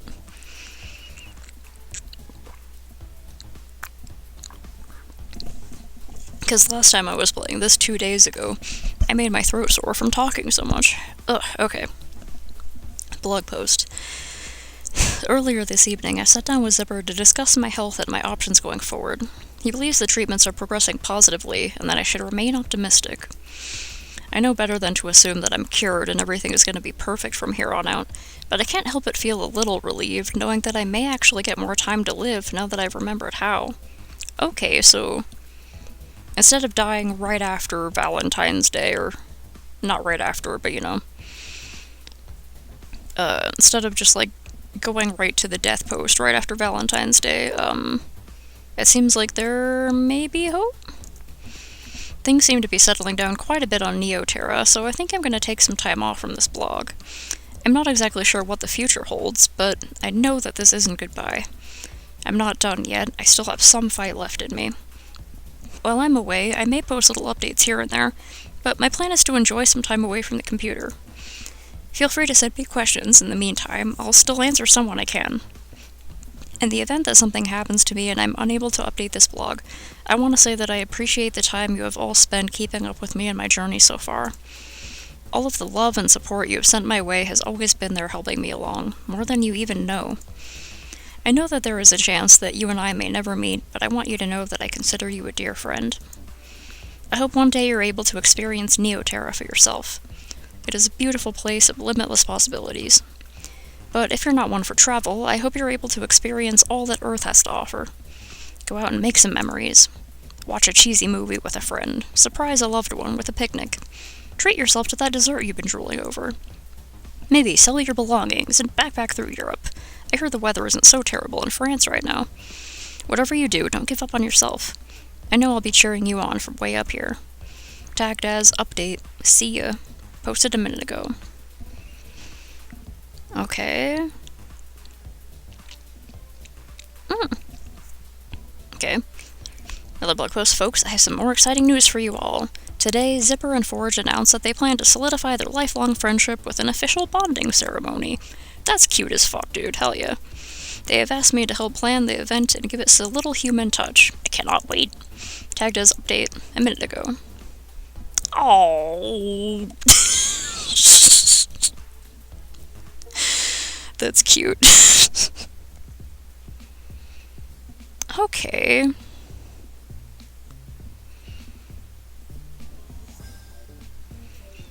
So that one's sort of like uncertain. Like, they probably have some time left, but they at least got to live to see two friends having a bonding ceremony. That's adorable. I like the music in this, it's really cute. Okay, I still have like 30 minutes left, so I might explore some of the other options. Like,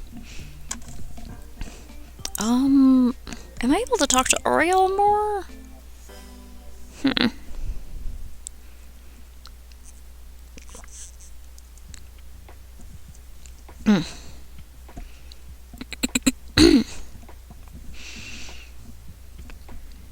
Yeah, it is 11. I started a bit late, so... Like, I haven't talked to Ariel much, and I haven't talked to, Pierre much.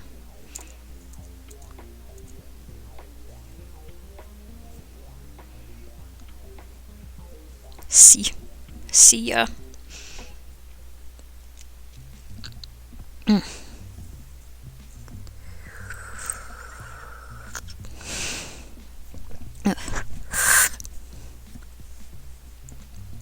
Man, this tea turned out good. Okay. I don't know. It depends on if y'all are, like, gonna go fishing in the morning, which, like... If the heat wave continues into this weekend, you'll definitely want to go fishing earlier in the day, or do night fishing, because in the middle of the day it's gonna be freaking miserable.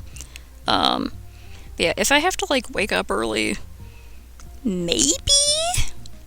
Maybe, I don't know. I'm, like, really on a cleaning the patio kick. I've been cleaning the patio and working on setting up the chicken coop, and I have to dig out a bunch of dirt so we can, like, pour a concrete base for it, and also I have to save up money for concrete, because concrete's fucking expensive.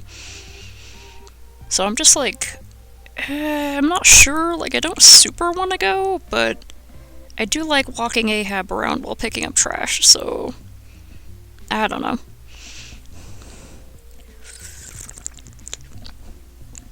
Today is, we got, like, the whole week, right? Today is only Monday, so... Yeah, I'll have to let you guys know, closer to the actual weekend. If I can get a whole bunch done, cleaning the patio and the garage, that'll be nice. And, like, working on the chicken coop and stuff. I'm also working on do you know Off Center Arts? Like, way down near, like, downtown and stuff like that? They do this thing called the Little House auction, where, artists can make a piece of art fitting certain size requirements. If you're interested in it, I can send you I should just link that to Soda's chat, but I'll link that to the Discord. Basically, you make a small piece of artwork with the theme of a little house, and you can donate it, and then they have an auction to sell the pieces, and all the funds go to Off-Center Arts. So I'm, like, trying to make something for that, and I got, like, really into starting that project. So I'm working on cleaning the patio, setting up the chicken coop, and doing some cleaning in the garage, and working on my little tiny house project.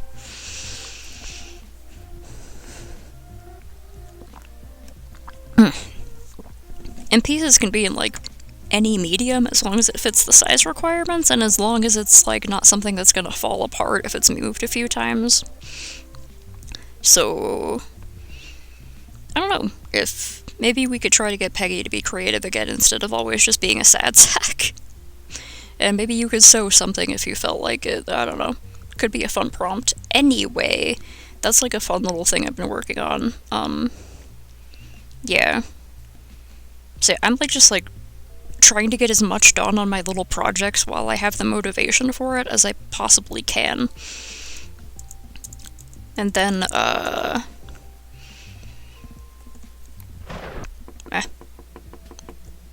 then I'll, like, I don't know, I'll have to let you guys know closer to the weekend if I want to come along. 1860s is your current era, huh? Or one of your eras you're working on.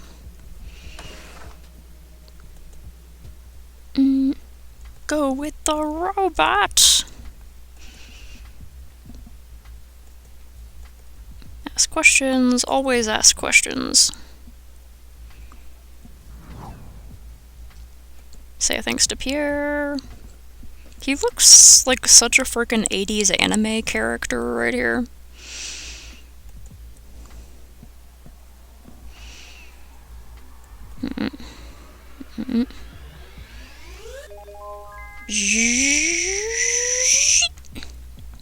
Fun sound effects.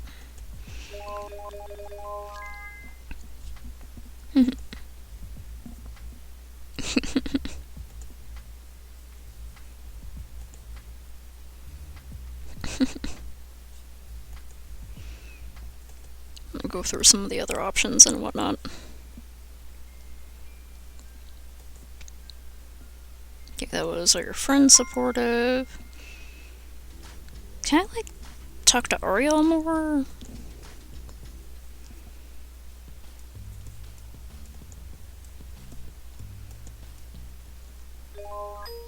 I think I have a chance to go talk to them later. Wait, what was that one again? Oh yeah, any progress on the treatments, right?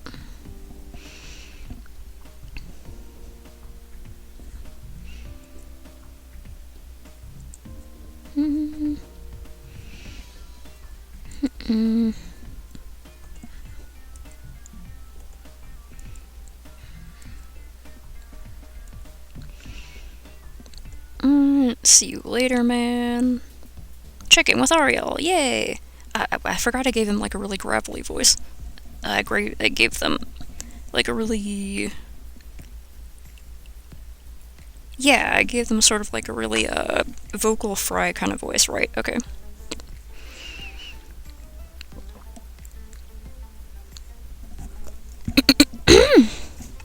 Ugh. Had to drink a bunch more tea. I should... Oh, whoops. I forgot I left the tea leaves steeping in that. It's gonna get too strong. Okay.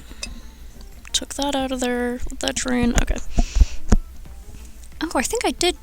Did I check in?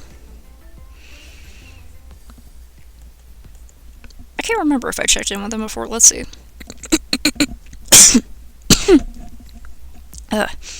Found Ariel in their office, typing away at their computer. They seemed to be working rather hurriedly. They barely acknowledged my presence when I entered the office door, other than a quick glance over the shoulder. Hi, Ariel. Hello, NB. Sorry, is this a bad time? No, I'm just trying to get these reports finished. My partner is only home for the day, and I would love to spend time with them before they leave again. Oh, you have a partner, cool. Oh, could I lend a hand? I would appreciate that very much. I took a seat at Ariel's desk and removed my laptop from my satchel. I placed it on the space in front of me. I will send you the file once I'm finished with this section. We need a summary of everything we spoke about at the meeting for our records. If you could do that for me, I will be ever so grateful. Anything to help. I would hate for you to miss an opportunity to be with your partner. Yes, it seems our schedules hardly line up these days. Sometimes I feel like I'm married to my job and not Shale. I don't believe I've met them before. Are they also in communications? No, they work in eco with Fern.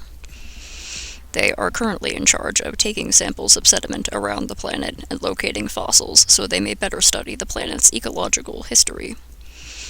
They are normally gone for weeks at a time. I see. Have they found anything exciting? Yes.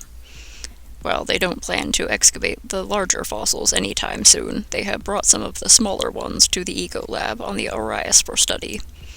I am sure you will get to see them soon enough. That's awesome!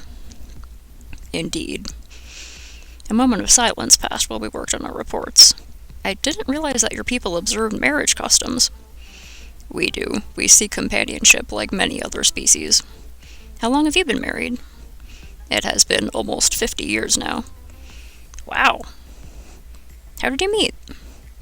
When I was just an officer, I was often tasked with typing out reports for the other sectors. Shale came to me one day and asked if I would assist them. I found their company to be quite pleasant. Was it love at first sight? Something like that, yes. We bonded quite quickly and were married within the year. Which one of you proposed? Or was it a mutual decision? We both decided to ask each other on the same day. They beat me to it. They paused their typing, and I noticed a look of reminiscence on their face. That's so romantic. Ariel turned to me. I hope that you will find a love like I have someday. Thank you. I do as well. I just don't think it's really fair to come into someone's life knowing you'll likely be leaving it soon. If I had met Shale and found out they weren't going to be around for much longer, I would have been more grateful for the time we were able to spend together than I could ever be mournful for their loss. I feel the same way about the thought of them passing before me in the future. We're lucky to have been blessed with so much time so far, but one day what will be left are the memories we formed. I have many memories of people we've lost. Some I knew only briefly, but I look back at the memories, and it makes me happy to have known them. I will look back at memories of you with great fondness and be, aw. I'm sure that if you find yourself a partner, they will too. Thank you. Must be hard being away from Shale all the time. It is. But I am grateful that they are here with me and not on another mission. Some of us are not so lucky. I can finish up here. You should be with Shale. Are you sure? Yes, of course. It's just the 2 reports, yeah? Yes. I'll send them your way when I'm finished so you can send them off to the Arias. Thank you very much, NB. You are a wonderful friend. After Ariel had finished typing the paragraph they were on, they said goodbye and left. It took about a half hour to finish the report and another hour to complete the newsletter I was writing. I sent them to Ariel, who immediately responded with a quick yet gracious thank you. With that out of the way, it was time for me to return home and rest. Aw.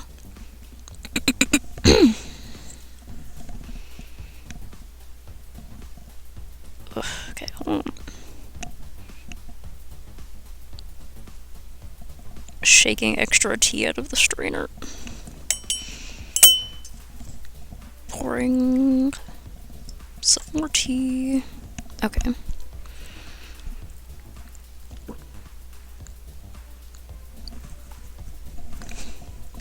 Knocking back a little cup of tea like a freaking shot. Okay. Hydration check. A week has passed since the last town hall meeting. There weren't any major decisions made this time around, but we did discuss some additions to the settlement. Okay, so we talked about those. Visit forge, go to treatment, visit the market, stay home. I didn't get to... Did I do this before? Okay. The market was in full swing now that people had had time to settle into their homes and create to their heart's content. I could smell freshly baked loaves of bread and pastries, as well as fragrant soaps and lotions wafting from various stalls I passed. As I made my way towards the butcher, I glanced at the other stalls. I didn't have anything to trade or barter with, but some things did catch my eye. It's probably Pierre. Fancy meeting you here. I looked up from the candles I had been admiring and saw Pierre approaching. I could say the same. Once again, I have to try to remember how to do a bad French accent.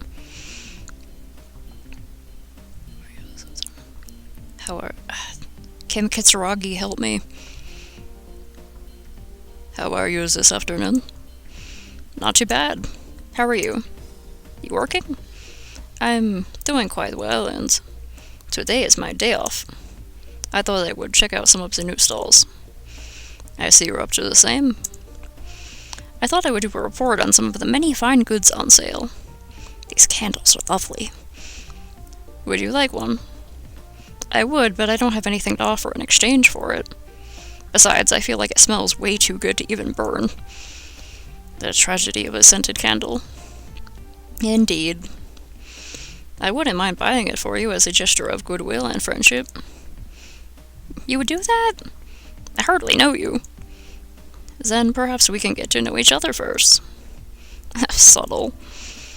Subtle is my middle name. I thought your middle name was just Pierre.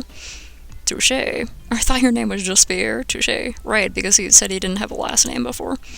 My offer stands. What do you say? It is a nice candle.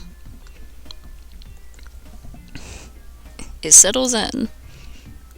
Afterwards, would you like some company while researching for your article? I would like that. Where were you headed next? For now, I'd like to finish smelling these candles. After that, we can check out the baked goods. Pierre stood aside while I interviewed the owners of the two baked goods stands. They were very kind and offered us both a free pastry when we were finished. We moved on to look at more stalls. I had been wondering for a while, but what kind of name is NB? Like, what does it mean? Yes. NB is what some people who are non-binary call themselves. Like, I'm an NB. It was a nickname of mine on the internet. When Zipper asked me if I wanted to choose a new name, I thought NB was a lot more spacey than Adrian, and it gave me a chance to start over from scratch in a way. Yeah, I think NB suits you more anyway. Oh? Every Adrian I have met was obsessed with football. You don't seem like the football type. And here I thought this outfit screamed sports. Is the shoes. Definitely not practical for tackling. You know what? You're right. That's definitely what's wrong. Seriously, though, I dig your name. Very sci-fi. Yes. That was the intent. If you don't mind my asking, how have you been, by the way? I've been okay. Just okay. Tired, too. Tired all the time. I've been very tired, too. Have you been sleeping well? Yeah, it's just the treatments really wear on me. Oh, I see. Any indication of progress? I should find out by next week. Well, I hope it's good news. Me too. How have you been? Busy with work. I imagine the same for you too. Yeah. Ariel keeps trying to give me days off. I don't think I'd know what to do with the free time, though. You could learn to crochet. True. My neighbor Eleanor has been trying to teach me, but I don't know if I have the patience for anything like that. I don't think I could focus on that. I don't think I could focus on that for long either. Do you have any hobbies other than writing? I dabble in photography. You'll have to show me your work sometime. If you read the newsletters, you've already seen a few. What about you? What else do you do when you're not covered in meat or bribing strangers with candles? I've been learning to cook. Sounds fun. How's that been going? Quite well, I think. I have nearly mastered the art of grilled cheese. Oh, hell yeah. Grilled cheese, like, people say it's simple, but honestly I think there's a lot of little factors that go into grilled cheese. You can't just say it's simple. To make a perfect grilled cheese is hard. It takes skill and knowledge. And delicious compared to the cup noodles I was eating before. Honestly, good for you. It's a skill that everyone should have. Right? I wish I had been taught as a kid. Your parents never taught you? I was in foster care until I aged out. None of my foster parents taught me. Oh. Don't feel bad. It might not seem like it, but I was a little brat when I was younger. I can't blame them for not wanting to try to teach me anything. I probably wouldn't have listened. Still, I can't imagine what it was like. And then to be on the streets? In all fairness, it was probably the best thing that ever happened to me. I doubt I would have been given a second chance like this if I hadn't been homeless. I'm one of the first people on an alien planet. That alone makes it all worth it for me. I mean, yeah, that's a huge silver lining there. And as an added bonus, I was lucky enough to cross paths with you. Subtle. Subtle really is your middle name, isn't it? I do tend to lay it on a little thick. Sorry about that. That's alright, I'm just not used to it. We made our way to the end of the market stalls. Well, it seems like our time together is coming to a close. You know, if you're interested, we could take our little outing elsewhere. No pressure, of course. Where did you have in mind? My place. We can eat fruit, cuddle my cat, and talk some more. You have a cat? You should have lived with the fact that you have a cat. Noted. She is quite shy, but I promise she does exist. Either way, I'm sold. Perfect. Guess I will lead the way. Oh! Pierre's house was part of a group of capsule homes located near the market. Like many of the other buildings in the settlement, the exterior was covered in plants, white paint peeking through in places where the vegetation had yet to cover. I could see solar panels on the roof as well. It seemed quite a bit smaller than my own. I suspected this had something to do with the fact that he didn't require as much care as I do. As the door opened, Pierre stepped aside, motioning for me to enter first. Well, this is it. It was small, but not nearly as tiny as I had imagined from the exterior. Canada Land! Finally! The world of video games has acknowledged that Canada exists. It had a kitchen with laundry facilities in it. Above the kitchen was a loft bed and a wall-mounted TV. It seemed like the perfect setup for a bachelor and his cat. Seemed cozy. It is. I hope you can make yourself at home. I think I can manage. The door slid shut behind us. We removed our shoes at the door before continuing inside to the living room area. Would you like some tea? That would be lovely, thank you. Pierre walked into the kitchen and began preparing 2 cups of tea. I took a seat on the small sofa next to me and began to look around for any signs of his cat. So this cat of yours... Pierre looked over at me with a smile and gestured toward the loft bed. She is probably hiding on the bed. Oh, what's her name? Bella. From above me on the bed, I heard something move. I glanced up and saw a small head peeking over the side. The animal illustrations in this game are really funny because they'll have giant, shiny, glossy eyes. Oh, she's beautiful. Isn't she? Pierre walked over to the couch and placed our tea on the table next to me. As I grabbed my cup, I watched him reach up towards Bella and pat under her chin. Hello, my little flea. Did you sleep well? Meow. I'm glad. She noticed me watching and stepped back into her hiding spot. Pierre didn't seem to mind. He picked up his tea and had a seat beside me. It must be strange having all of the words you hear translated in your head by the machine. You get used to it. Do you not have yours turned on? No, not usually. I do speak English and French. Is that so? You haven't noticed? Now that you mention it, how long have you been speaking English? Only the past few minutes. Oh. You don't have to if French is easier. I don't mind the translator.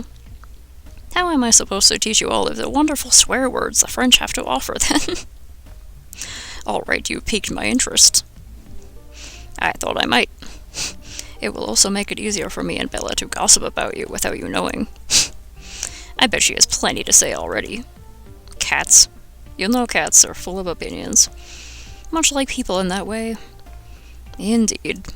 But in all seriousness, I would love to teach you some French. I can't exactly do that with the computer whispering in your ear, can I? His reasoning was enough for me to switch the translator off. Je suis un état plus près de contrôler le monde. Something about control the world? Do I even want to know? I'm just teasing. Right, well, how long have you had Bella?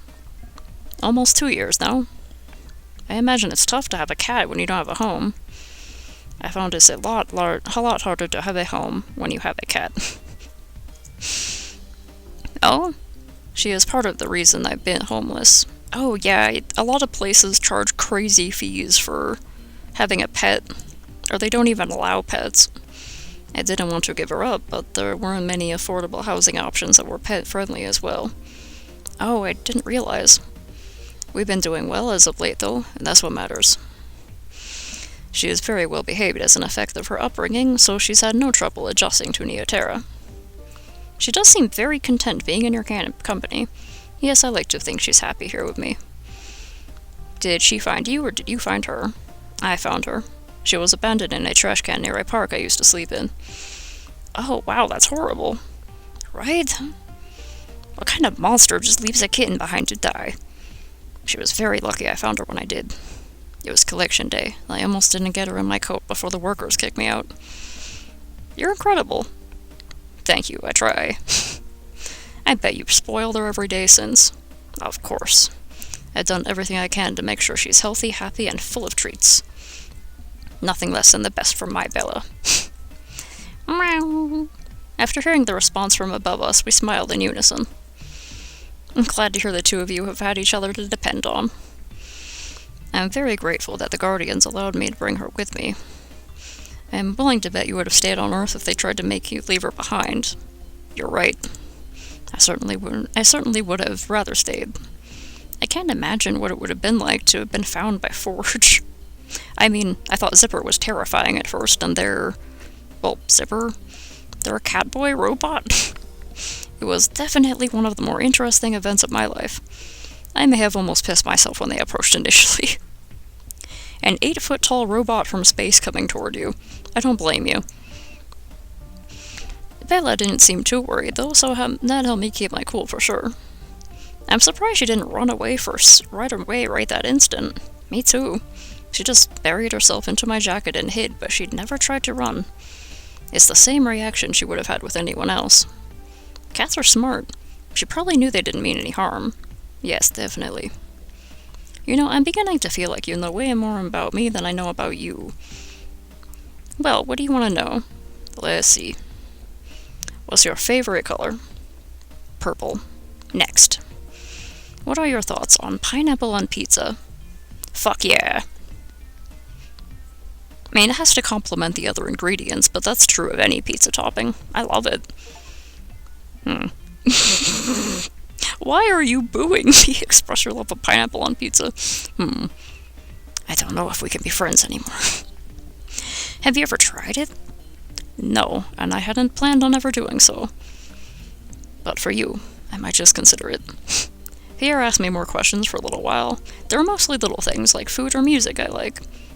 I could tell there were other things he wanted to ask, but he seemed to be holding back. Is there anything else you'd like to know?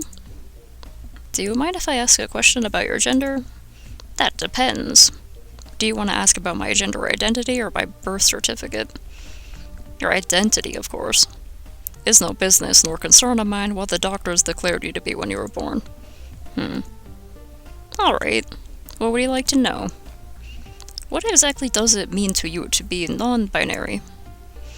I've met people who use words like transgender and gender fluid to describe themselves before, but I've never met someone non-binary, so I'm very curious. Well, the explanation is kind of all there is in the title. It's an umbrella term for certain people who identify outside of the gender binary. Is being androgynous part of it? A part of it, sure, but hardly a requirement. A non-binary person could look masculine, feminine, a mix of both, or neither, and still be non-binary. Would you say that using neutral pronouns is an NB thing too, then? Not at all. Some NBs use gendered pronouns too, it's all a matter of personal preference. I know it might sound a little complicated at first, but it's really quite simple. No, I think I understand. Like you said, it's a simple concept. I'm just surprised that I've never heard the term before. Yeah, it's definitely more commonly discussed these days, but some people still find it hard to grasp. I think I've got a pretty good grip so far. I spent a large portion of the day at Pierre's. Bella showed her face a few more times while I was visiting, but she wasn't about to let me pet her anytime soon, it seemed. Before dinner time, Pierre offered to walk me home. It was really nice to see you again. Likewise. I had been hoping to cross paths again. We'll have to do this again sometime if you like. No pressure, of course. We can see how I'm feeling after my next treatment and go for there. Perfect. Well, good night, MB. Feel free to message me anytime. I'll be in touch. Good night. All the talk about cooking had me curled up on the couch binge-watching various cooking shows. I had Ella take note of recipes I wanted to try out.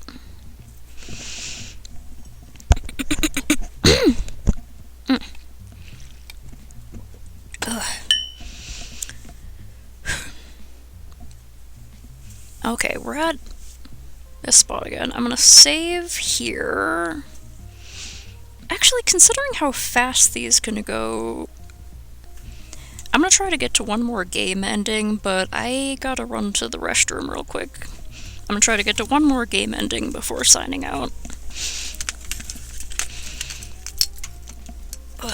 Then later I might play this more off-stream just to see the endings, like if you talk to each character more, but I don't know. I'll ramble about that when I get back. Hold on.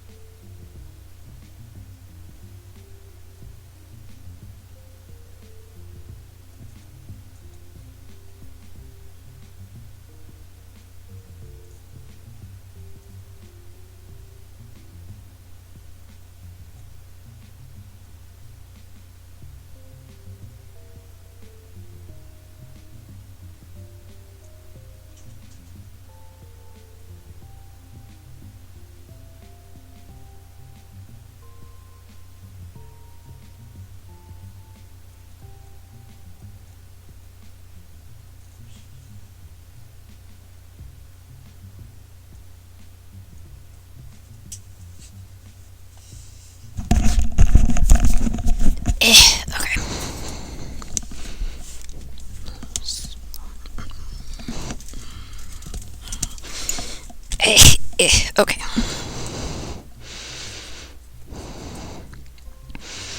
Right. Talk more about the Guardians. Ariel and Pierre. Do I get to see Shale? Second. I thought I might check in with Ariel and see if there were any more other reports I could help with. Now, we haven't met Shale by this point, so I don't think we're gonna, suddenly get a new talk spray for Shale. I sent them a message just in case they were in the middle of a meeting. But it turns out they were taking a well-deserved day off and weren't sure what to do with their free time. I offered to pay them a visit, they accepted. Soon I was on my way to their office. Hold on. Despite my efforts to keep my throat hydrated, it's still getting dry. Possibly because I overbrewed my tea a little bit.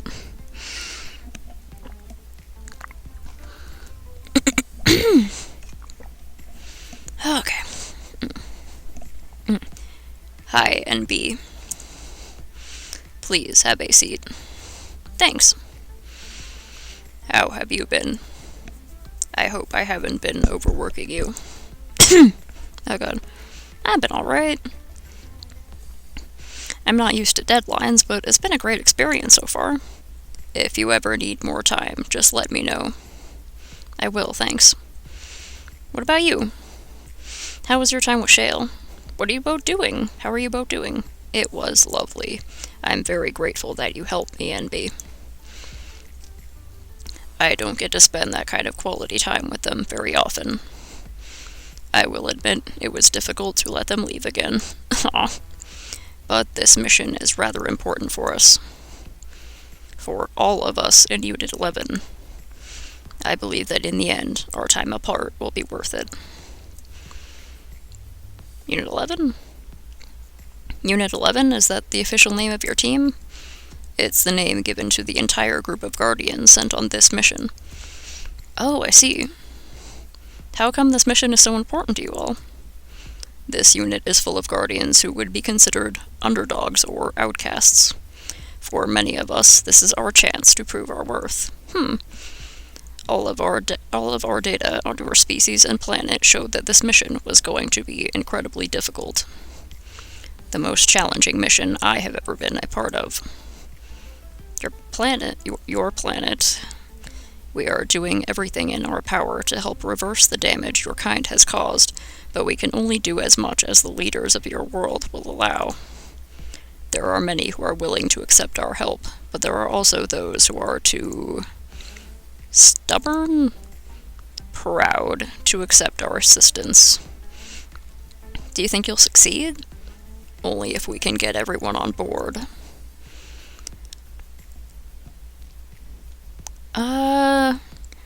I know you're a non-violent species, but employ a few humans to take out a few specific world leaders, and I think you'll have an easier time.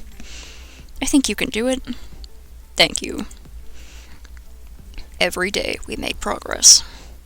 Once the more influential leaders approve of our plan, I believe the others will follow their lead.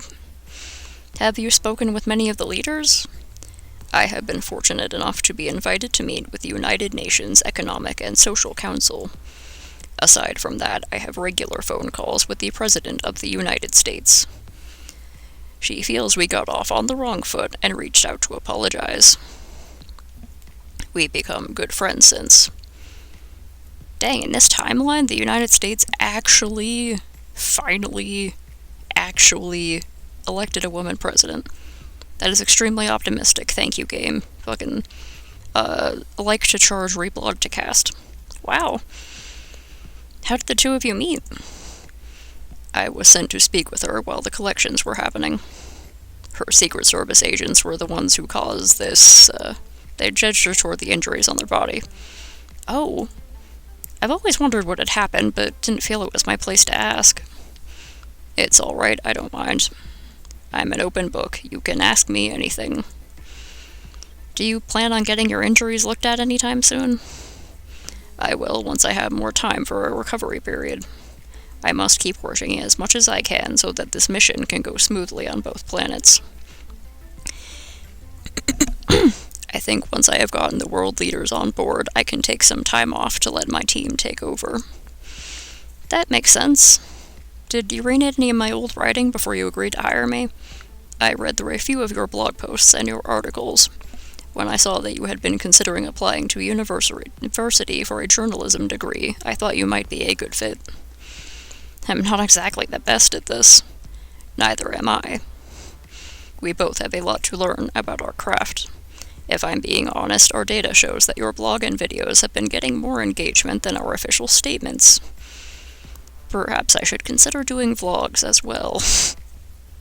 I think you should do it. I think you'd be very popular on the internet. Shale could even help you.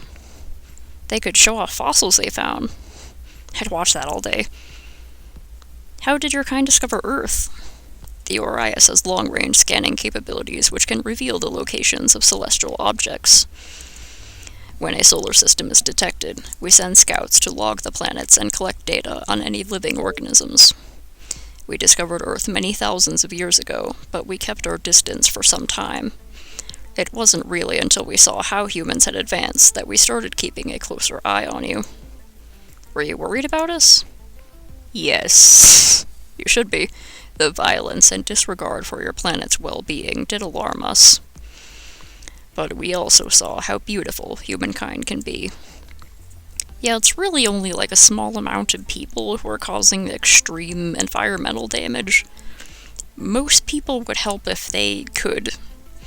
When we discovered the golden record attached to one of your probes, it changed a lot of minds about your people. We step out of our solar system into the universe, seeking only peace and friendship, to teach if we are called upon, and to be taught if we are fortunate. Those words are the central aim of our mission, and we believe it means our species are not so different. You have far more faith in humanity than I do. I've seen species change before. Ariel and I chatted away into the early evening. They showed me pictures and videos from other planets, and told me stories of the people they had met there. In exchange, I shared tales from my life, my family, and my friends. Eventually, it was time for me to return home and get some rest. Good morning, NB. What day is it? Today is Thursday, February the 14th.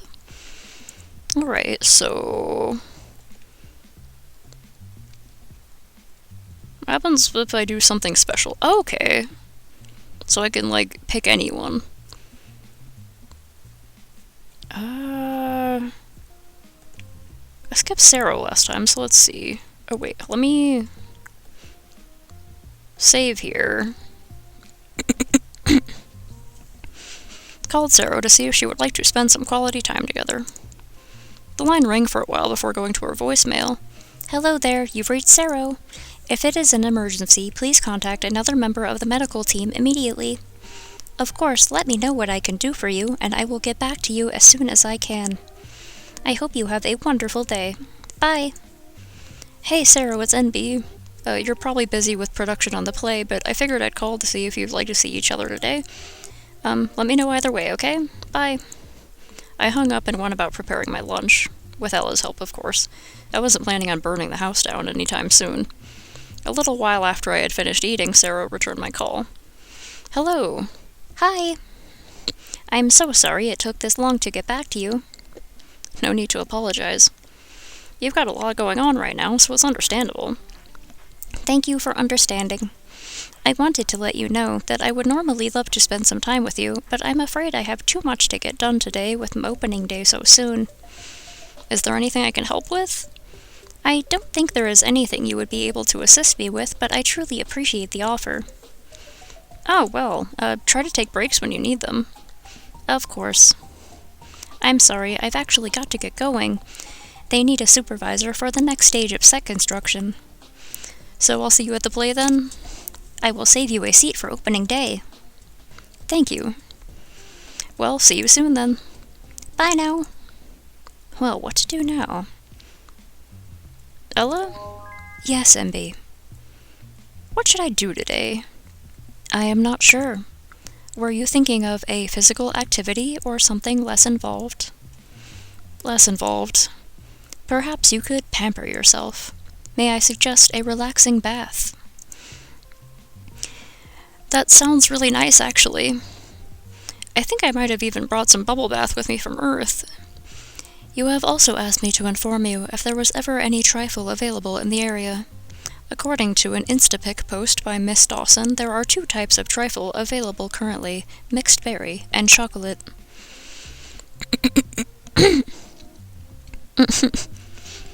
There are several robots, and I only have so many robot voices I can remember. Why would people give their babies steak? That sounds like it would be a lot for an infant digestive system to process. Could you contact her and see if she has a mixed berry, and see if she can set aside a mixed berry aside for me? I'll head over to the market right away to pick it up. One moment. It has been put aside for you. Perfect, thank you. When I returned, I found that Ella had gone about running a bath for me. I did not know if you would approve of me lighting your candles for you, but I can do that for you now, if you wish. I think I'd like to light the strawberry tea one. I will have Homie fetch it. Would you like something to read as well? May I have the coloring book for my suitcase? I haven't colored in ages. Of course. Shortly after getting settled in the bathtub, I was presented with the 3-wick candle and my coloring supplies. I set the coloring book and pencil crayons on the tray laid across the tub, lit each wick, and carefully returned the candle to Homie to put it on the bathroom counter. I guess? I mean, as long as it's well done steak. And I know babies go through like a teething stage. Wild. Ooh. Glad to know it is creepy and scary and unnerving and eerie. I like that. Well, you didn't say all of that, but you know. It is implied by fucking creepy.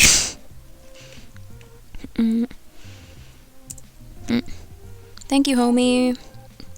Homie, you're the best. Is there anything else we can get for you, NB? I think I'm okay, but thank you. Should I get started on your dinner while you're in the bath? I was planning on just eating the trifle, honestly. Oh, I see. Well, I suppose you would certainly be eating a calorically dense meal. The amount of sugar is high, according to my scans. One sugary meal isn't gonna kill me. That is true. But I must advise you not to overdo it, NB. I would not want you feeling sick as a result. I understand, thank you. I spent some time relaxing and intermittently coloring in an intricate butterfly design. Once the water started to get cold, I rinsed off and stepped out of the tub. Homie came into the bathroom and handed me a warm towel. When I dried off and got dressed, they extinguished the candle and set about cleaning up the bathroom. Thank you, Homie. Trifle and spoon in hand, I curled up on the couch. I actually have no idea what a trifle is. It's English or something? I turned on one of the shows that Sarah had mentioned enjoying while researching their play. It was wild. Filled to the brim with twists and cheesy dialogue, but it still managed to hold my attention and wonder what they were going to do next. I ended up eating the entire trifle at one go. I hadn't noticed until I began to feel the pangs of an upset stomach. Homie brought me my medication before the first wave of nausea could submerge me. I laid on the couch all night and watched the entire first season of The Bold and the Restless. Treat yourself. Oh, okay. Okay, so it looks like it's another, Alright. Another instance of the cancer winning. I wonder,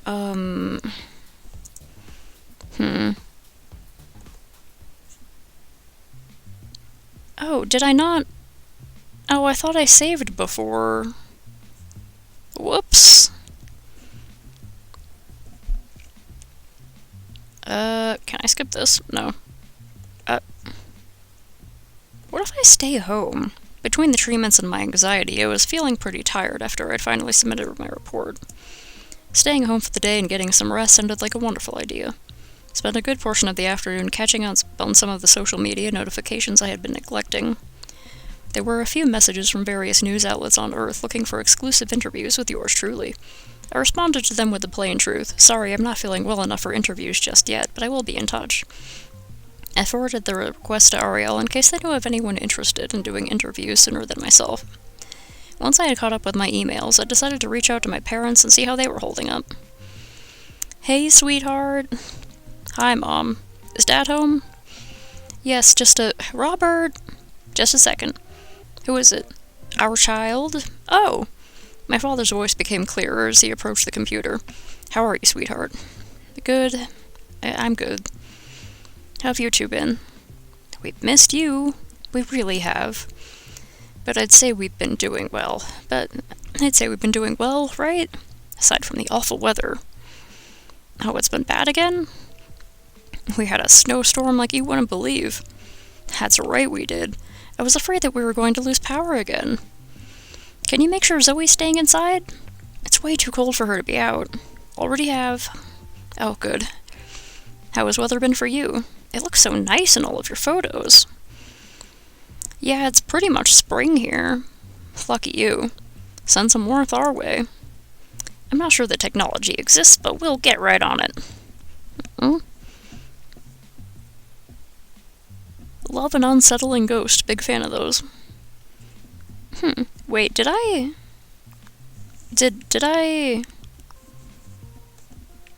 Okay, good. Chat is up. For a second I was like, did I forget chat? Huh.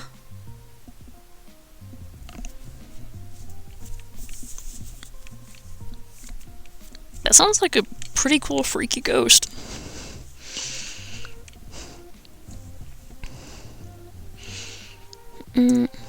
Dad left. Have you thought about when you'd like us to come and visit? Soon, I promise. Once I'm feeling a little better.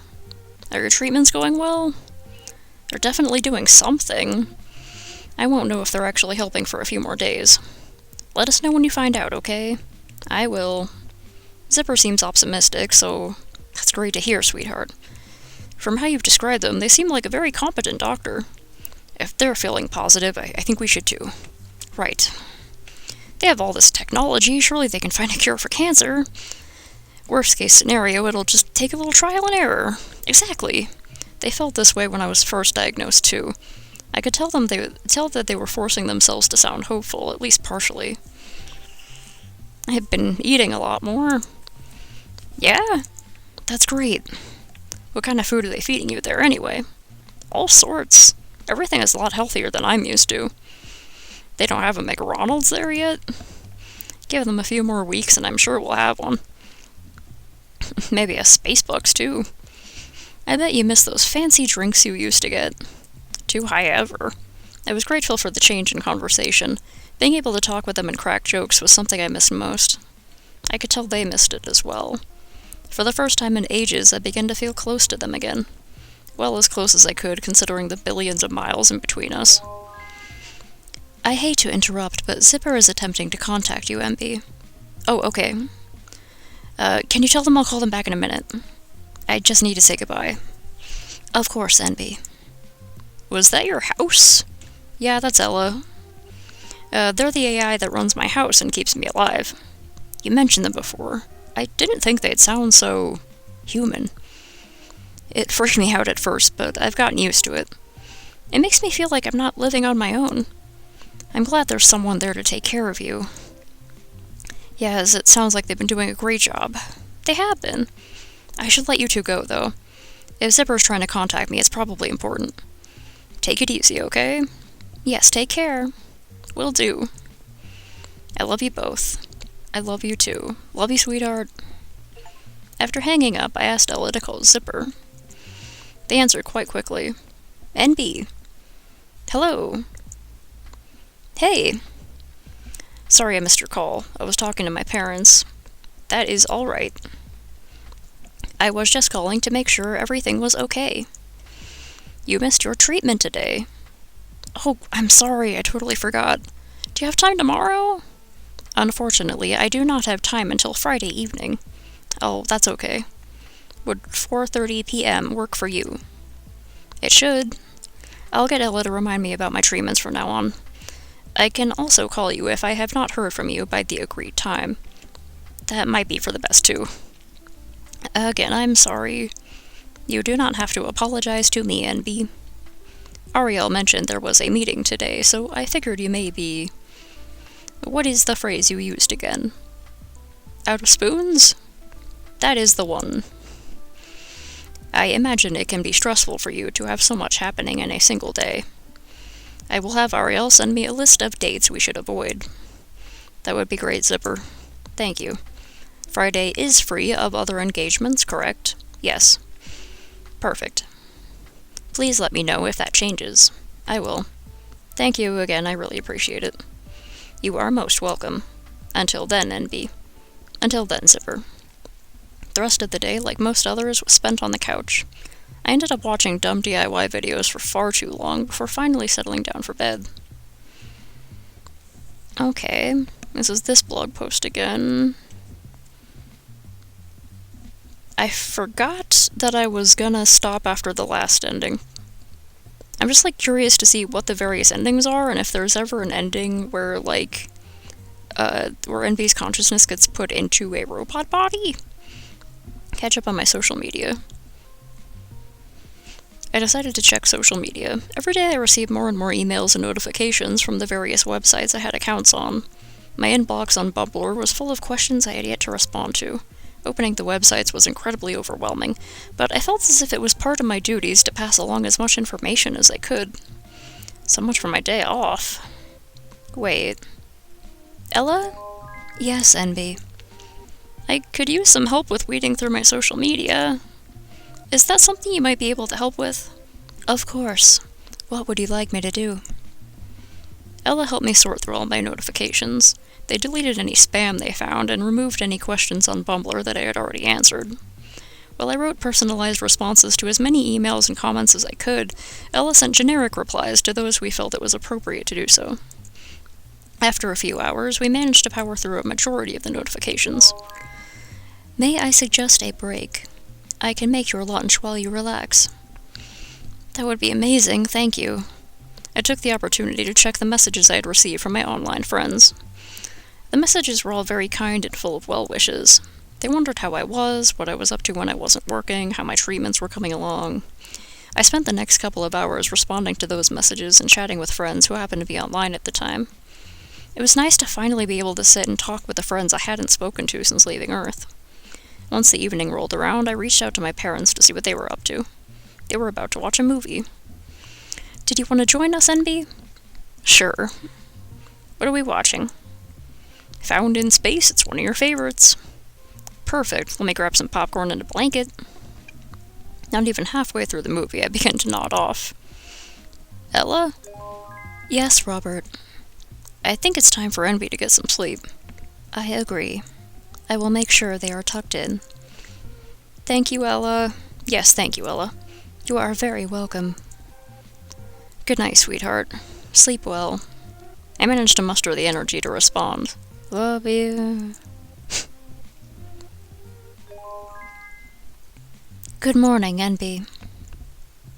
Okay, so now it's... last one, I promise. Okay, so, if you talk with someone more, you can do that, but otherwise you can just sort of go through all of these. Here. Alright.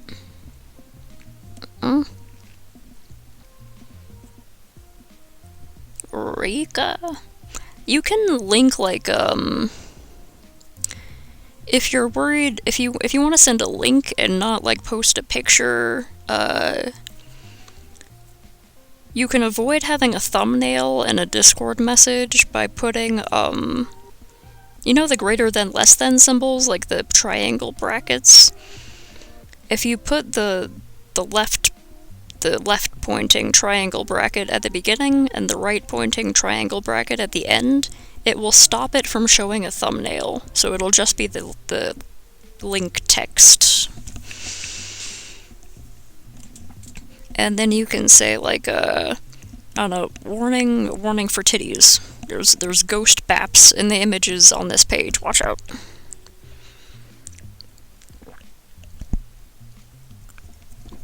Okay.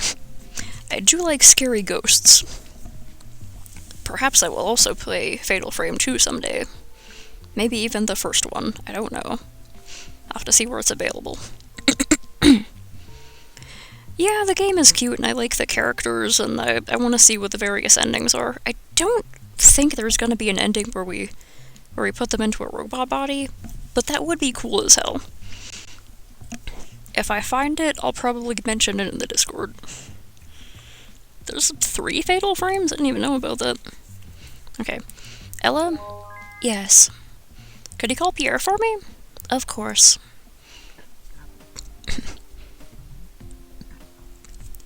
Okay. The line rang a few times before he answered. Hello, MB. Hey. How are you today? Quite well. How are you? Would you believe it? I am doing well, too. I was just calling to see if you had any plans today. Oh. I'm sorry, I'm going to be rehearsing all day today. I'm trying to have this act memorized by tomorrow. Maybe we can do something another time. Oh, okay. No worries. Let me know how that goes. If you don't hear from me tonight, it means I was unsuccessful. I'm sure you'll do fine. Thank you for your vote of confidence. Ella has been quite the critic. I could hear her chiming in on the other end. Meow. Please give her some scratches for me when you can. Of course. I'll talk to you later then. Yes, hopefully. If not, I'll call you tomorrow. Sounds good. Bye. Bye. Well, this sucks. With Pierre on my mind, I curled up on the couch with a cup of tea and turned on a competitive cooking show. The contestants had to make a dish using the special surprise ingredient, popcorn. As you would expect, it was a bit of a struggle for the contestants to come up with recipes using the special ingredient. I asked Ella to make me some popcorn for full immersion in the show. It was brought to me before the chef introductions had finished. The first chef, Chef Anderson, decided to make a salad and cake. That sounds good. There's 5 of them? Some boobies, if you will. An overdone joke, but I don't care, 'cause it's funny. The second chef, Chef Bourne, planned to prepare soup and a cocktail. Both chefs wanted to make a chicken dish. Chef Anderson... Why do I keep saying chef? Whatever. Chef Anderson chose to use the popcorn as a breadcrumb substitute for the chicken, while Chef Bourne made a sauce by pureeing popcorn and cream. Interesting. For the first half of the competition, I was rooting for Chef Bourne. He seemed to have more original ideas that also looked as though they taste amazing. Then it was time for the halftime quiz. The sous chefs took over, while the chefs joined the host off to the side. Each stood in front of a large button.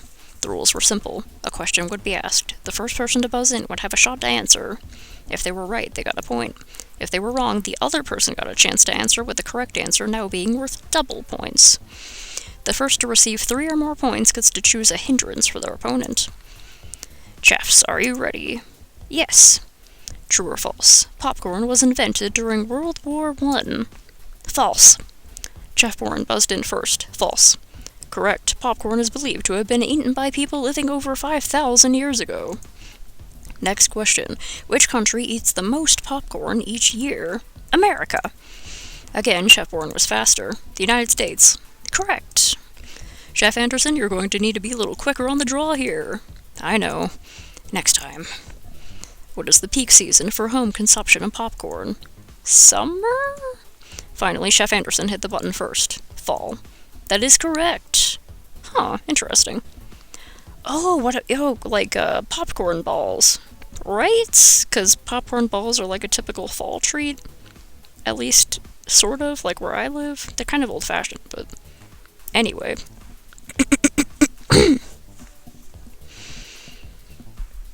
Oh, yeah. Isn't Dead or Alive that one, really horny volleyball game that has an unnecessarily dramatic title?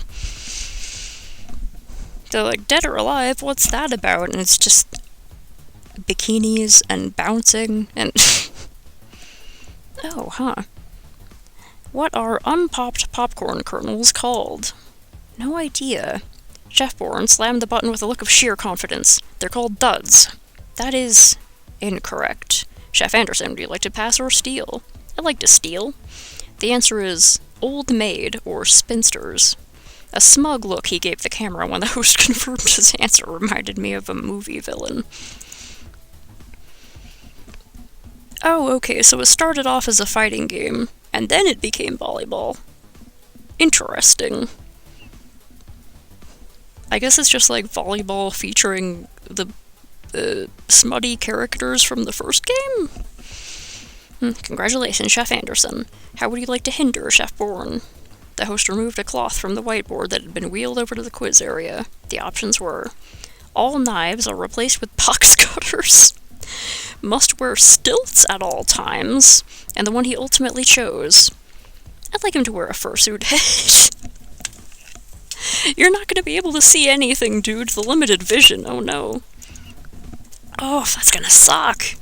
For the next half hour of the competition, Chef Bourne had to work while wearing a cartoonish blue husky head. I knew it was gonna be a blue dog. It's always a blue dog. Sometimes a green dog. His shoe chef made sure to take over for any task that involved knives, but other than that, Chef Bourne was still doing everything from cooking to plating. How are you feeling, Chef Bourne? I feel like I'm in a sauna. Sounds wonderful. I felt kind of horrible for laughing, as he struggled to perform even the simplest of tasks, but even his sous chef was getting a kick out of it. When the judging period finally came around, Chef Bourne was freed from the fursuit head. As he lifted it off his head, sweat could be seen steaming down his face. Yeah, a lot of people put, like, fans or, like, even water cooling systems into their fursuits if they're able to, because those things can get really hot, according to the furries I know. Aha. Melons everywhere. Little tufts of blue fur were matted to his face and neck. Is that fur in the cocktail? That's gonna cost him some points. The judges were ultimately pleased with all of the dishes they received.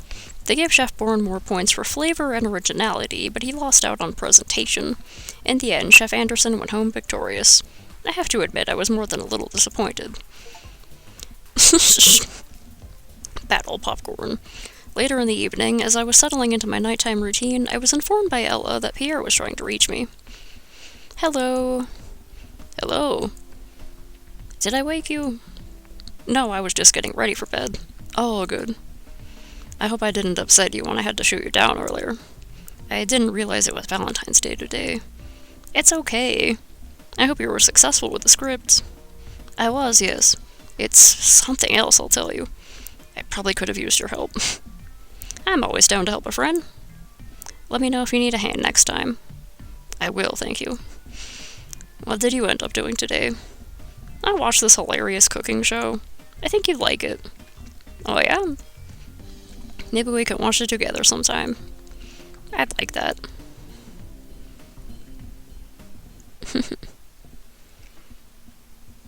Oh, okay. Okay, so it seems like if you miss... If you miss that one meeting...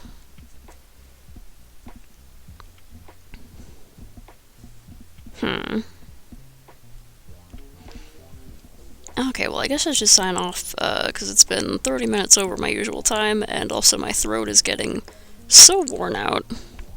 I really like this cute little cursor.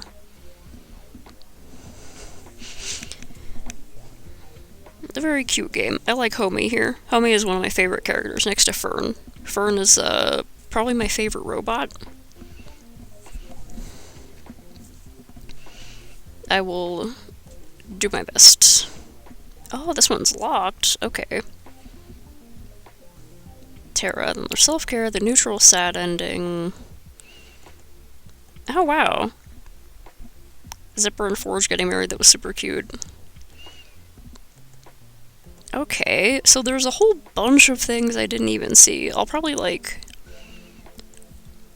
speed through the other options later just to try to see all the little scenarios, but yeah, I gotta do that without reading all the lines.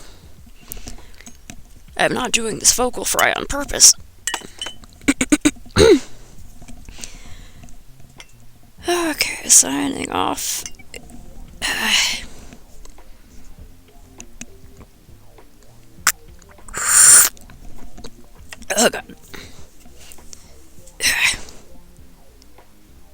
everyone, let's drink a bunch of water and check our postures and do a stretch and get the goodest sleepy times we possibly can.